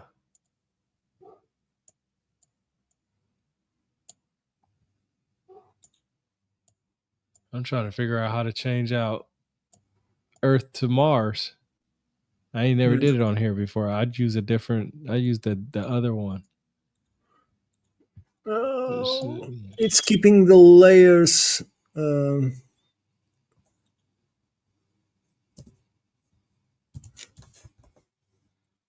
Let's see something. I have to go to Google because I'm not writing it properly. Olympus moons. Olympus moons. Okay, now I have how to write it properly. Yeah, for some reason, I'm not Oh, seeing not that on my here. screen.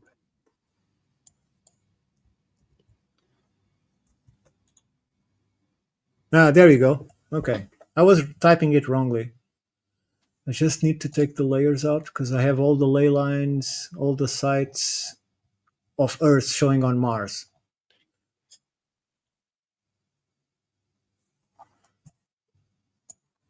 Do what you got to do, brother. I'm still trying to figure this out. I Shift. don't know why is it not letting me change it on mine. I might need an app or something like that.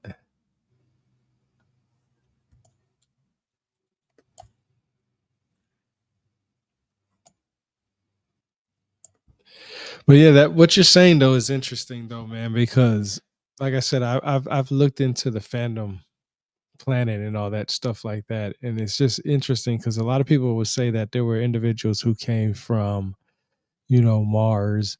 There was individuals that came from the Phantom Planet and stuff like that. And it's, you know, I don't know too much about it, so I'm definitely gonna have to go back and look more into it because I do want to know more about it. I want to know, you know, the idea because they always say that the evolution to humans or what we call modern humans happened at a fast pace, but every Yeah. other animal on this planet happened very slowly, but it was too fast for us almost. So, man, it's just so amazing that all this information that's out there, neither one of us, nobody in their right mind, and when I say right mind, would be able to know all of it. Like we have to learn from each other. We have to take the pieces of the puzzle. You got to find the right people who Sure. know what they're talking about. That's very hard.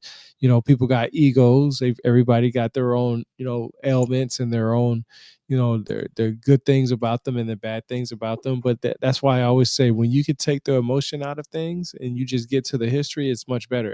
And let me ask you: is this sometimes stressful to you, where you're trying to share something and it just doesn't it's not where it's supposed to be, like where you want, where as far as how can I say, That people don't uh don't take interest or bad yeah, reactions. yeah. Well, both. Well, the interest part I don't really care about because not everybody's interested in everything. But the if the ones that say they want to know the truth, they ask you a question, you give them an answer, and they totally regard what, don't even care what you say. Oh, yeah. Well, first of all, I should start with this. People tend to get very emotional with one another. And they keep forgetting that when we are talking about posts on X or discussing things by writing or showing materials or images, we are expressing an opinion, and the other person is expressing an opinion. They might be rude, they might be idiots, but they are expressing their opinion. And I would never be upset by someone making a bad comment or being completely an ass in their answers because it's just their opinion. If someone calls me an MF or insults me in such a way, it's just his opinion. Unless he's going to willing to move into actions, that's not of my concern because it's just one opinion. I don't need to get upset because someone thinks this or that about myself because it's their opinion. I'm sorry to keep repeating this, but it's just to see if it sinks. It's just an opinion. It doesn't have any weight. It doesn't have to upset us. It doesn't have to involve any kind of emotion because it's just an opinion. And how I see it is that opinion valid to me or not? If it is valid, I go and say, "Well, sorry, you were right. I made a mistake. I was the idiot this time, and you are right." But if I think not, I'd say, "Thank you for your opinion." And most people don't understand because they want to keep the dialogue of offenses and so on. As for relevant data that we think is relevant data, and we post it, and then people just don't noticed it or don't understand its significance. I think we all go through it because we are far from being united in terms of thought process or ideas or concepts about reality, even about core factors as good and evil. That is something that really doesn't exist, and most people think it does. uh, Good and evil is just a matter of culture. It doesn't have to do with anything being good or bad, because if you don't burp in Turkey after you finish a meal, they'll consider you rude. But if you burp in Europe after you eat, they think you are a rude, how should I say it, working class or something like that, without education or something like that. So it's all a matter of. I usually put this question, and I put it to you. So imagine that you are the responsible for an entire culture or race, and you are arriving Earth. And Earth is by far, after long years of search, the best place for you to seed your civilization and save your people. And you realize to do that, you have to obliterate the ones already living there, or at least subjugate them to your will so it's not a threat to your people, right? So, on one side, for the humans, this guy is evil incarnated. How can he conceive such a thing? On his side, he is a savior because he's trying to save his people, and we are just obstacles in his way, the same way that we see an ant group entering our homes and we go and put venom and kill them all. And if we couldn't find the ant layer, we destroy the ant layer and destroy everything. So, how is it different? How is it different? Good and evil are just conceptions that have no real function in this reality. What matters is empathy, is morality, not good and evil. Good and evil are concepts that cannot be followed. We are too emotional to follow good and evil because we'll have different conceptions about it in the end. So, in regards to your question, I'm sorry if I detoured it a bit. I do get somewhat frustrated sometimes, but then I realize, who am I to say what is important? This is important to me, obviously, because I even get upset because no one noticed it, but it's important to me. So the fact that it's into other people is something that is out of my control. No, you're right. You're right, and that's why I asked, because most of my frustration just comes from people saying, "Hey, I want to know. I want to know." You know what I mean? Yeah, but then you show them, here's the material for you to know, and they suddenly don't want to know anymore because it's too much work. Yeah, I think yeah, you said it right. It's too much work. I think for most people it's just too much work, because I feel like in the work that they already put into it, trying to understand it, learn it, and gravitate towards it, they don't want somebody coming outside taking from that. You know what I mean? Yeah, it depends. For instance, the language that I forced myself to learn, because none of what I speak was from school, not even English. I never learned in school more than say my name is or this is the time. That's all I learned in school from of English. So all of the language, the French, the Italian, the Spanish, all the language that I understand and need some time with those people to start speaking it, but I understand the language. I did it because I wanted to read in the original, because I don't trust translations. So, because I found out, particularly in terms of religion and history, translations are very devious indeed. Because the one that translate them creates their, instead of being replicating what's there, is adapting to a time or a place or a Yeah. culture or a specific transition in terms of society, and it's all used as propaganda, exactly as the myths were used back then, but it's not the original. So I think people should, it's returning to what I said in the beginning. People really should understand what they want and what they like, and start acting on it. So, and that may be football or politics or whatever, but at Mhm. least don't just say you like it, dive into it, Right, right. understand it, Yeah, see all the terms, because even politics is interesting. You can go and see and read about all the ideologies. You can go yeah, and when you finish, I assure you, you will begin to understand that all of that is completely meaningless.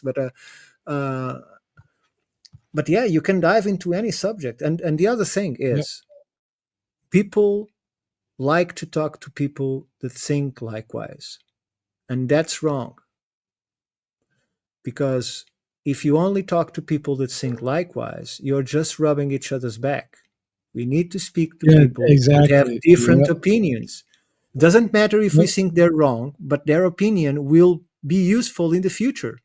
When we get to a certain point on our research and we'll start to think that, yeah, that what that guy said that I didn't agree back then, it makes sense right here. Even if it is a negative thing, it's something that helped me learn about this. And that happens a lot between creationists, speaking creationists and evolutionists and uniformitarians and catastrophists. It's in the middle. Sometimes it's one that is right, sometimes it's the other.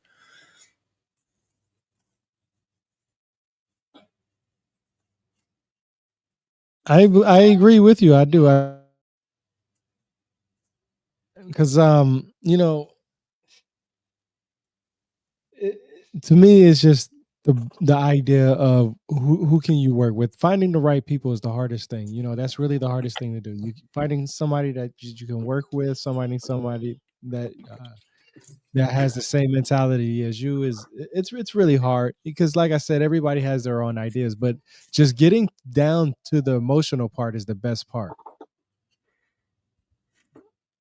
Look, when I came to X, I had forgotten my project already, and all I was looking for is to find someone who didn't necessarily agree with me, but was willing to create a regular discussion on whatever theme, and we just had a conversation that to put out there. I'm still looking. I hope I found now someone to do it.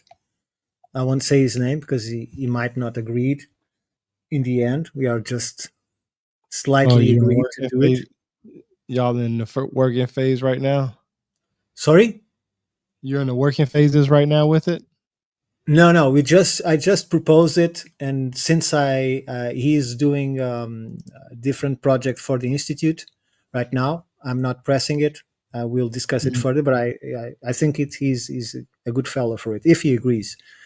But I tried many times, and people just when the time comes, they just fall out because it demands time. It demands the ability to be in front of the camera and speak, which when was willing to start it, I didn't have. In fact, I still regret my first podcast that was in the sorry about the noise, No, that's fine. That's fine. where I said that the asteroid belt was between Earth and Mars. As nervous as I wasn't even being able to connect to myself and was working from the brain, which it's something that I seriously advise against, is to use the brain. I swear, I promise you that idea about that planet is very interesting to me because we are told one thing of part of history, and then later on it changes, and then later on it changes some more, and then it changes more, and then you get more information. Every book that I've read has some kind of idea of something outside of our planet coming here or something within our planet helping us, right? When I read about the Yep. Anunnaki or the Anuna, I can read from Oxford University that says that they came from the depths of the seas, right? And that's why they have the fish costumes and this, like that, and this, that, and the third. The mythologies. Two things can be right at the same time. Your opinion, because you use the word opinion. I'm actually kind of different than you are. I think opinion should be based off of some type of knowledge. Like, you shouldn't just give your opinion just because you have feelings, right? You should base that off. And I hate to say it like that too, because what somebody experiences, I can't tell them what they experienced, right? Just like nobody can tell me what I've experienced, right? So, but what I mean What is by green? opinion is exactly, exactly. That's exactly, What strawberries exactly. taste like? Exactly. That's my point. That's a good point to put, because some people will look at green as a disgusting color, but some people will look at it as rebirth, right? No, no, Some but not only you can't that, even, we see you colors can't differently. explain to green. Exactly. I was just about to say that. A blind person that experiences colors within the vibration and frequencies of the auras of other people, they might say that that person feels like a certain green or something like that, but they can't articulate it because they don't know what we see with the eyes as green, right? The auras, chakras, and all this other stuff. It's only people that are able to tap into both fields. Like I know what you're trying to say, because I know what you're saying about the green thing, and what does strawberries taste like and stuff like that. I know exactly what you mean, and it's kind of hard to put it into words, and that's why I said putting it into words is the hardest thing. Yeah, Interpretation, translations, and so on and so forth. And I'm like you, I like to go back and read the actual information or language in itself. So like what I do is, prime example, I have a book that we was talking about. We've been going almost 2 hours, and I love these discussions. I want to have another one with you, man. If we can do these every week or every 2 weeks, I would love that. But this sure, is a book sure. right here that I have, the ancient Egyptian book that I was telling you about, that has the different Yeah, yeah, yeah. You showed me. hieroglyphs and Yeah, stuff like that. Yeah, and one thing, when I was reading this book, this person that wrote this book wrote it in a way to promote it, to help people learn the language in its easiest form for beginners, right? Like if he was to teach people how to learn hieroglyphics, this is how he would teach it. And he says in this book himself, Bill Manley, he says in this book himself that learn the language for yourself. This is what he knows based off what he studied, what he learned, and what he understands from his academic world and personal reasons, and so on and so forth.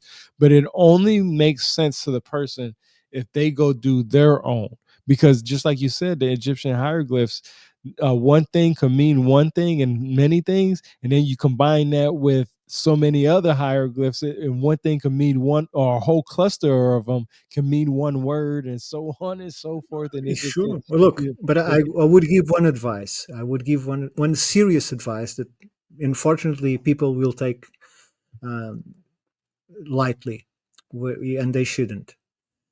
Symbols are at the very roots of magic mhm, or intentional acting. And hieroglyphs are particularly magic because we believe they are magic. So you add the placebo effect to what we're doing, even if subconsciously. So whatever you write in hieroglyphs, I would mm, take you to take dear care on what you write and how it mm. may influence you, because it will. And this might seem a bit cosmic or is obscure, that that or is that but the I, I, same I idea? experience it myself in the skin, because Mm, I used to write. Well, after I did that basic learning on how to write them, and I wrote stuff. And one of the things that I wrote as a uh, a joke, an offering, I wrote something to my wife, and I was stuck to it for years until I realized the source, and I was able to counteract it. So I would say it's not something that I kept in my mind. It's just something that I did. I offered her, and she, because she didn't actually understand what's there writing. I then archived it, and I should have it back there. Um, but it really took a serious toll on me because it didn't allow me to be who I wanted to be, and it almost destroyed me. I spent two mm. years trying to put my body to work with my mind again. So I think people should take really care when they use symbols for certain uses when they are not understanding what they are playing with. And symbols are a very important thing. No, that's very deep that you say that, because I know a guy. I did a podcast discussion with him. His name was JMO, and he can read ancient. Egyptian hieroglyphs. He's been studying it since he was young. He's also a fellow veteran. And he told me, he says, a lot of people like to look at this stuff like it's cool and mysterious and this, that, and the third. And he says there's really nothing mysterious about it. He says once you learn the language, which is very easy because it comes just like driving a car. When you look at it and do the same thing over and over again, you learn exactly what you're doing. He says once you put these down, he says a lot of these the hieroglyphs you can put, and he put in so many words, curses. And I think that's what is the right term for what you were saying, is that it's Yeah, not it was a not curse doesn't curses, always but yes. something Basically, like, I yeah, enslaved myself. yeah, That's what I like, did. yeah, and yeah, and I don't know the exact word that he used, but that's the closest one that I can think of for, but this was like 3 years ago when we talked about it. And what you're saying is reminding me of what he said, because he says you have to be careful on how you put these down on paper, because some people will put these down on paper trying to memorize them and don't understand that they're actually writing these senses that they're not really understanding, because the use the sounds that we use or the symbols that we use or understand in one way is totally different. A good example is the evil eye that I'm pretty sure that you're familiar with. The evil eye is not always something that people think that is the great thing. I know some people believe that it's supposed to ward off energies and this, that, and the third. Sometimes it attracts energy, and that's why when it breaks, you're supposed to get rid of it.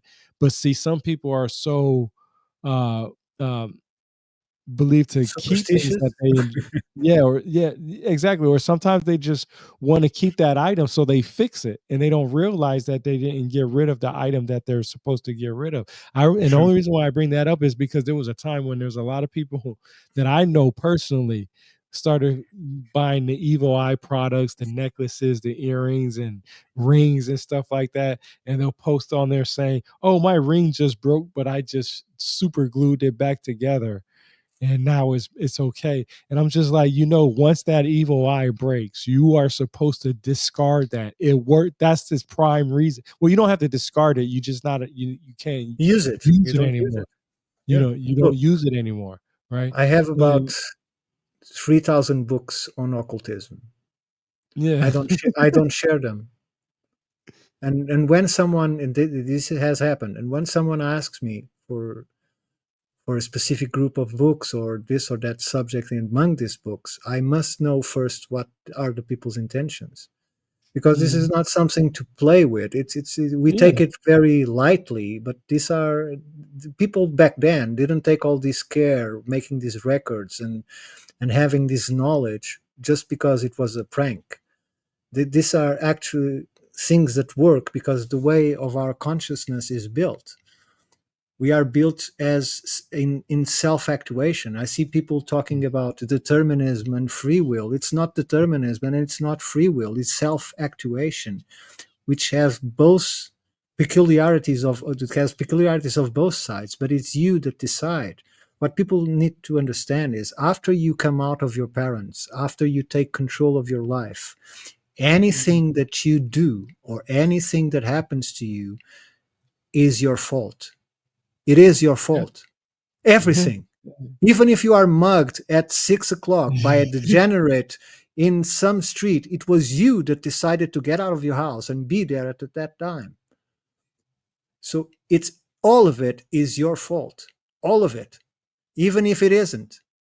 You make Mhm. some I didn't decision get that. somewhere that brought you to that place. So when I see people complaining, oh, I'm not where I wanted to be, or life didn't turn out, well, there's only one person to blame for it, and join the club, but there's only one person to blame, and is yourself. So it's never too late to start acting on your life. It's never too Yeah, late to take never. control and start seeing what you want and make it happen. It Bro, doesn't matter that you have 70 years old. you 100% right about that, and I'm gonna tell you why. I keep forgetting about doing this for myself. I promote everybody else's stuff so much more than I promote myself, and I'm glad you said that because it reminded me. I already talked about how you're an author and you wrote, 2 books, and you got probably some more probably planned on from behind that. But you know, you know me as somebody who reads a lot of books. Well, I'll tell you, when I was a little kid, I didn't read books like that. I was too busy playing video games and watching documentaries. I didn't really care for books because documentaries were easier to come by, right? So I was watching, thousands of hours of documentaries if I wasn't playing video games. And a lot of the video games that I was playing was about history too, right? So I was always getting my fill of history one way or another.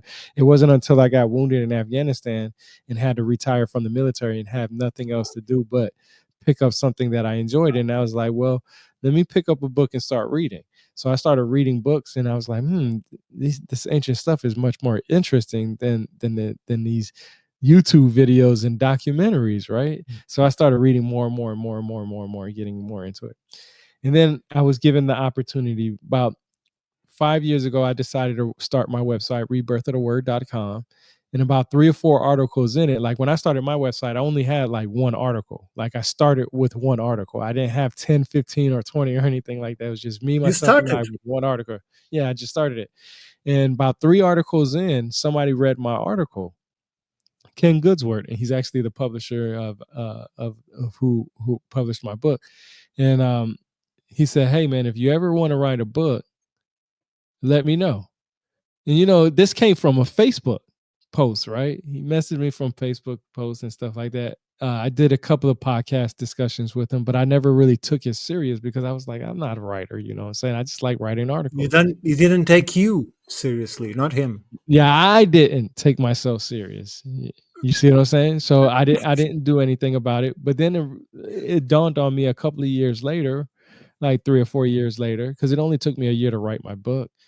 But it took years of knowledge to get the information to put in my book and break it down the way I wanted to. But anyway, I started realizing I'm getting older. I'm 41 years old now, right? I have a website, but that website is not always going to be there, right? Eventually, one day I'm going to pass on, and that website is going to be gone, right? That website will not be there all this whole time, not in the state that it's in now. Maybe bits and pieces because people took screenshots or recordings or whatever the case may be, right?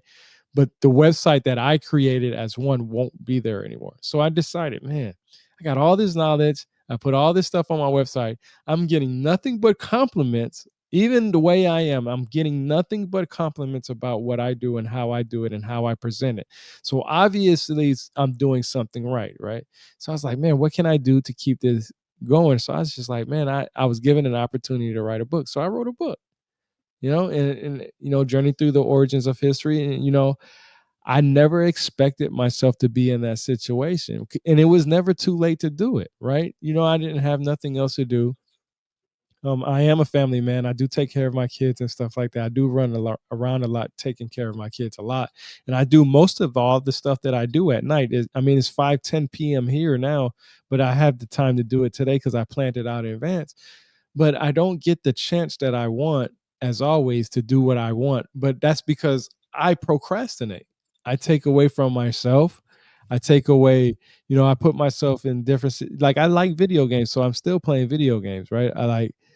I don't I don't I can't stop doing one thing for another. So that's why I kind of combined playing video games and replaying some of my streams and stuff like that, so that way I can go back and listen to what other people say, because just because I have a discussion with you once doesn't mean that I don't go back and listen to it. I go back and listen to everything that everybody says. That discussion with me, you, and the I can't remember his name off the top of my head for some reason. Nebrew. Was it? No, who was it? Oh, yes, it's Guy. Yeah, yeah, yeah. I watched our video about 3 or 4 times, man. Like I really take what people say, and I can take everything about that person and put it to the side, because to me it's only about the knowledge. I'm only here for the knowledge. Everything else comes from that later on. Everything. And I like the way you present things, because you've been doing this for years. And you've told me before that you've read so much and that you're taking the time to try to understand, and all you want to do is share. And that's why you have the Pharaoh's magazine going on, right? You have your Yeah. own thing going on with that. And I've told you that you should probably do those little short clips and get that on TikTok, because I'm telling you, a lot of this information that we have out here, it's wonderful. You would be amazed about how many people watch your stuff. I'm still shocked to this day that people still watch my YouTube videos and streams and all this stuff. Like, I'm really shocked. Even when I do tests and play a video game and I'm talking about history and people are still listening and watching and saying stuff like how Doc Nature said right here, always great content. Thanks, man. That means a lot to me because I try to put the authenticity of who I am along with the knowledge that I have, because only it's like when we was talking about memory. People will remember things based on different events that happen to them, right? And some people will forget things based on different memories and events that happen to them. But it's the collaboration and learning from each other. Like, I learned from you about how to present some things. Some of the stuff that you presented, I analyzed how you did it and the best way to put it and the best way to present it so people can understand it, because you've been doing it longer than I have on Twitter. I'm just coming into the game trying to learn how to present this information. And also, I can say I'm not my sure. I verbal. only start posting on X for 2 years now. Oh yeah, I've been about that too now. I've had the account for a while, but I've only really been doing it for like the last 2 years. So yeah, about the time that I met you, then yeah. So yeah, we've been doing it about the same time, and so that brings me to this point. We've been doing it for 2 years, and been sharing, the essential information of what we know and how we got our information and stuff like that.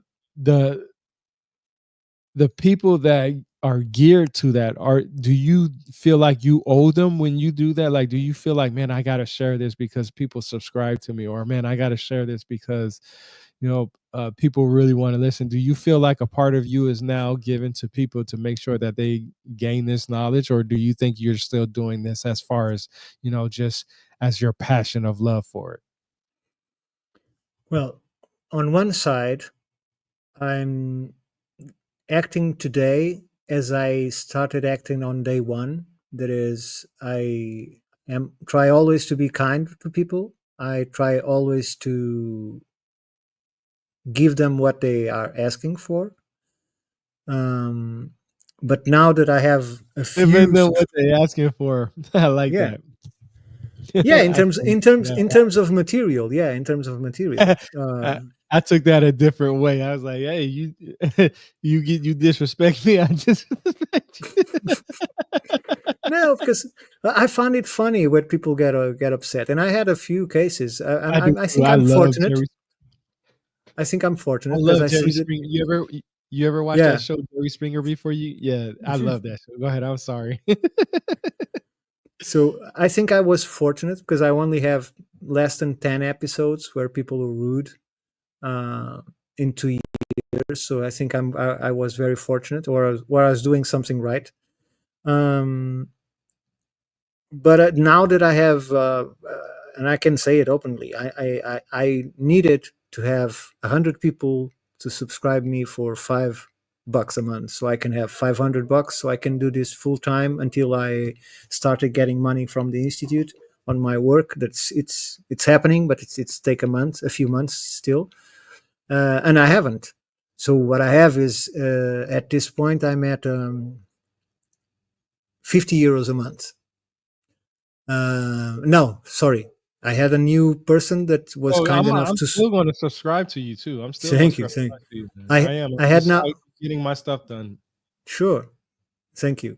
I now have a person that subscribed for $50 a year, which I didn't even knew that it was possible. So I'm now at 54 something a month, which is not enough, clearly. But I do think that I owe those people something. So I try to give even more of me to in order to repay some of that kindness that people are, because these people don't know me for anywhere, and they might be few, but they were kind enough to take this amount of money to me every month when I don't have anything that is just for subscribers. I make it clear in my subscription that I keep everything free to everyone. So there No, they is that support you. responsibility. They support you. They support you, and that's what Yeah, I was talking about.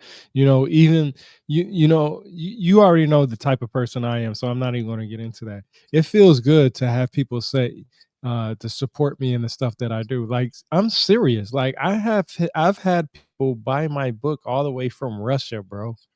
Like That's take a amazing. picture of it on Facebook and say, "Yo, I bought your book and I like it." I'm like, "Yo," and they see me on streams and they follow me all around, and on my different uh adventures, like from my website. Like people said, I had one guy say, "Man, I've been following you since like your second or third article." He said you went from your second, third article to writing a book, and I was like, "Man, it's amazing. It feels good." And I sometimes think about, you know how can I give back to to people who support me, and that's why I always support everybody. Like Lil Vibe, you'll always hear me talk about Lil Vibe in every stream. I'm gonna talk about Lil Vibe because his music is amazing to me, right? And he supports me just as much as I support him. He posts my stuff, I post his stuff. I listen to his music, he watches my videos. I'll go into different spaces and I promote. I even do that with you, got with you. Like I take your stuff. I noticed you was on Facebook. If you seen, I'm on Facebook. I have, a lot of different groups with, almost hundreds and thousands of people in those groups, and I share everybody's stuff on there, and it just feels good because I really feel like the most important thing that we can do is help each other out. It Sure. whatever happens in between If it, that. even if we Always, don't agree with each other. yeah, exactly. That's what I'm saying. Even if you don't agree with each other, um, you got to support them. I make that known through a lot of stuff. Like, I give you an example. Like Bruce Fenton, he has a book that's basically called an Into Theory of Africa, right? And I at once wanted to. I've already had a couple of podcast discussions with him, but I feel like he's just pushing a narrative that's hurting the community, and I made it known, right, because I've read his books.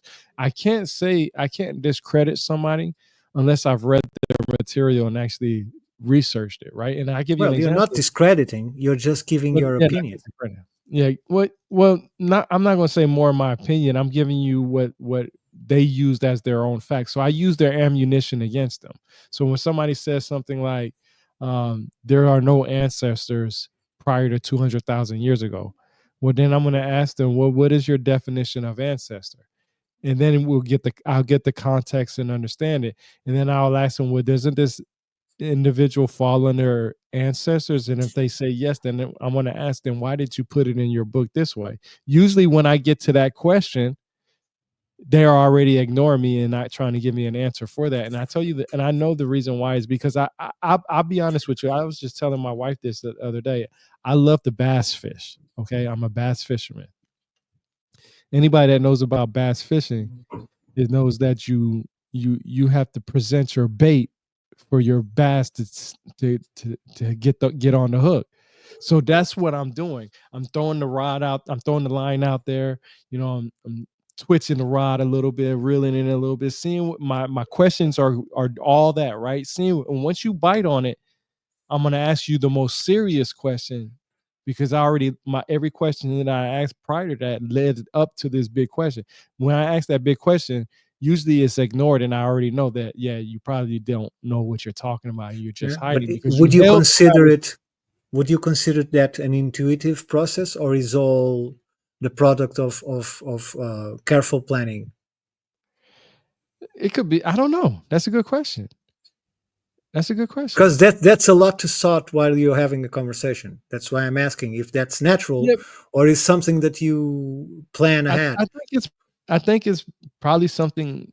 I don't know if it's something that I plan ahead. It could be because I already have my understanding of what they're saying, and you're probably right. It's probably planned ahead because I've already read the material, so I already know what questions to ask, debate, right? And I know Or you what have words. keywords expecting to make Yeah, yeah. your My point. Yeah, yeah. So yeah, that's a good. I like how you put that. Yeah, that could be a bad thing too. That really could be a No, it bad thing. isn't. Look. I put this way because I wanted to make another point. That is, one of the best things to know yourself is Mhm. constant self-analysis. Constant.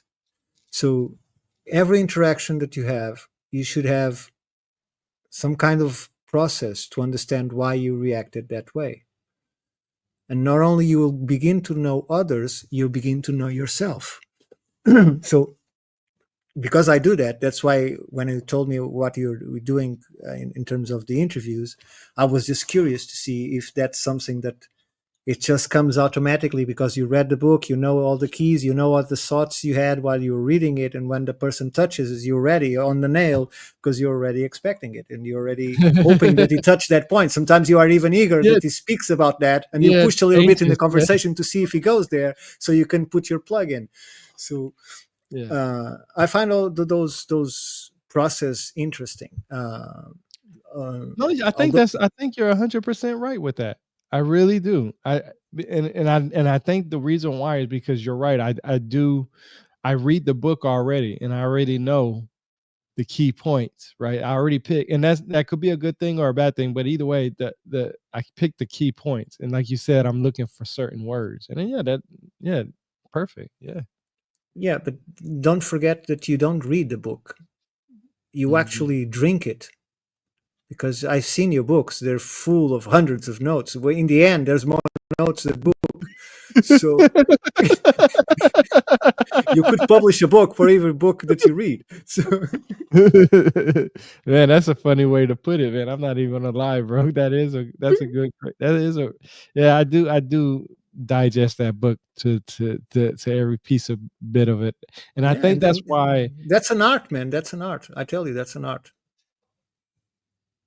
I appreciate that. I never thought of it like that, man. Yes, it is. I'm It not even is. gonna Most people just read. yeah. They just read. Yeah. You don't read. You get the sentence, and if you see something there, you go and no, this. Let me see. Let me go deeper. Let me take a note. Let me see if ahead is something more, or does it relate what I read before, or do Mhm. I need to go and look for sources in regard to contradict or to support what is claimed here that I'm not sure. You take all that work and you create all those notes, and the things that you do. I think it's of great value to those that don't read, or even to those that read but actually they didn't understood what they read until you explain it to them. Yeah. I've been told that I have a funny way of, or actually not a funny way, but a good way of explaining it. They use a certain word for it. I can never think of the word. I always forget it. But yeah, I just like sharing what I've read. Everything else outside of that, I've rarely had anybody ask me for my opinion or what I believe. And that's why you don't hear me talking about it because if I once I start talking about my opinion and what I believe, I can go on for hours and hours.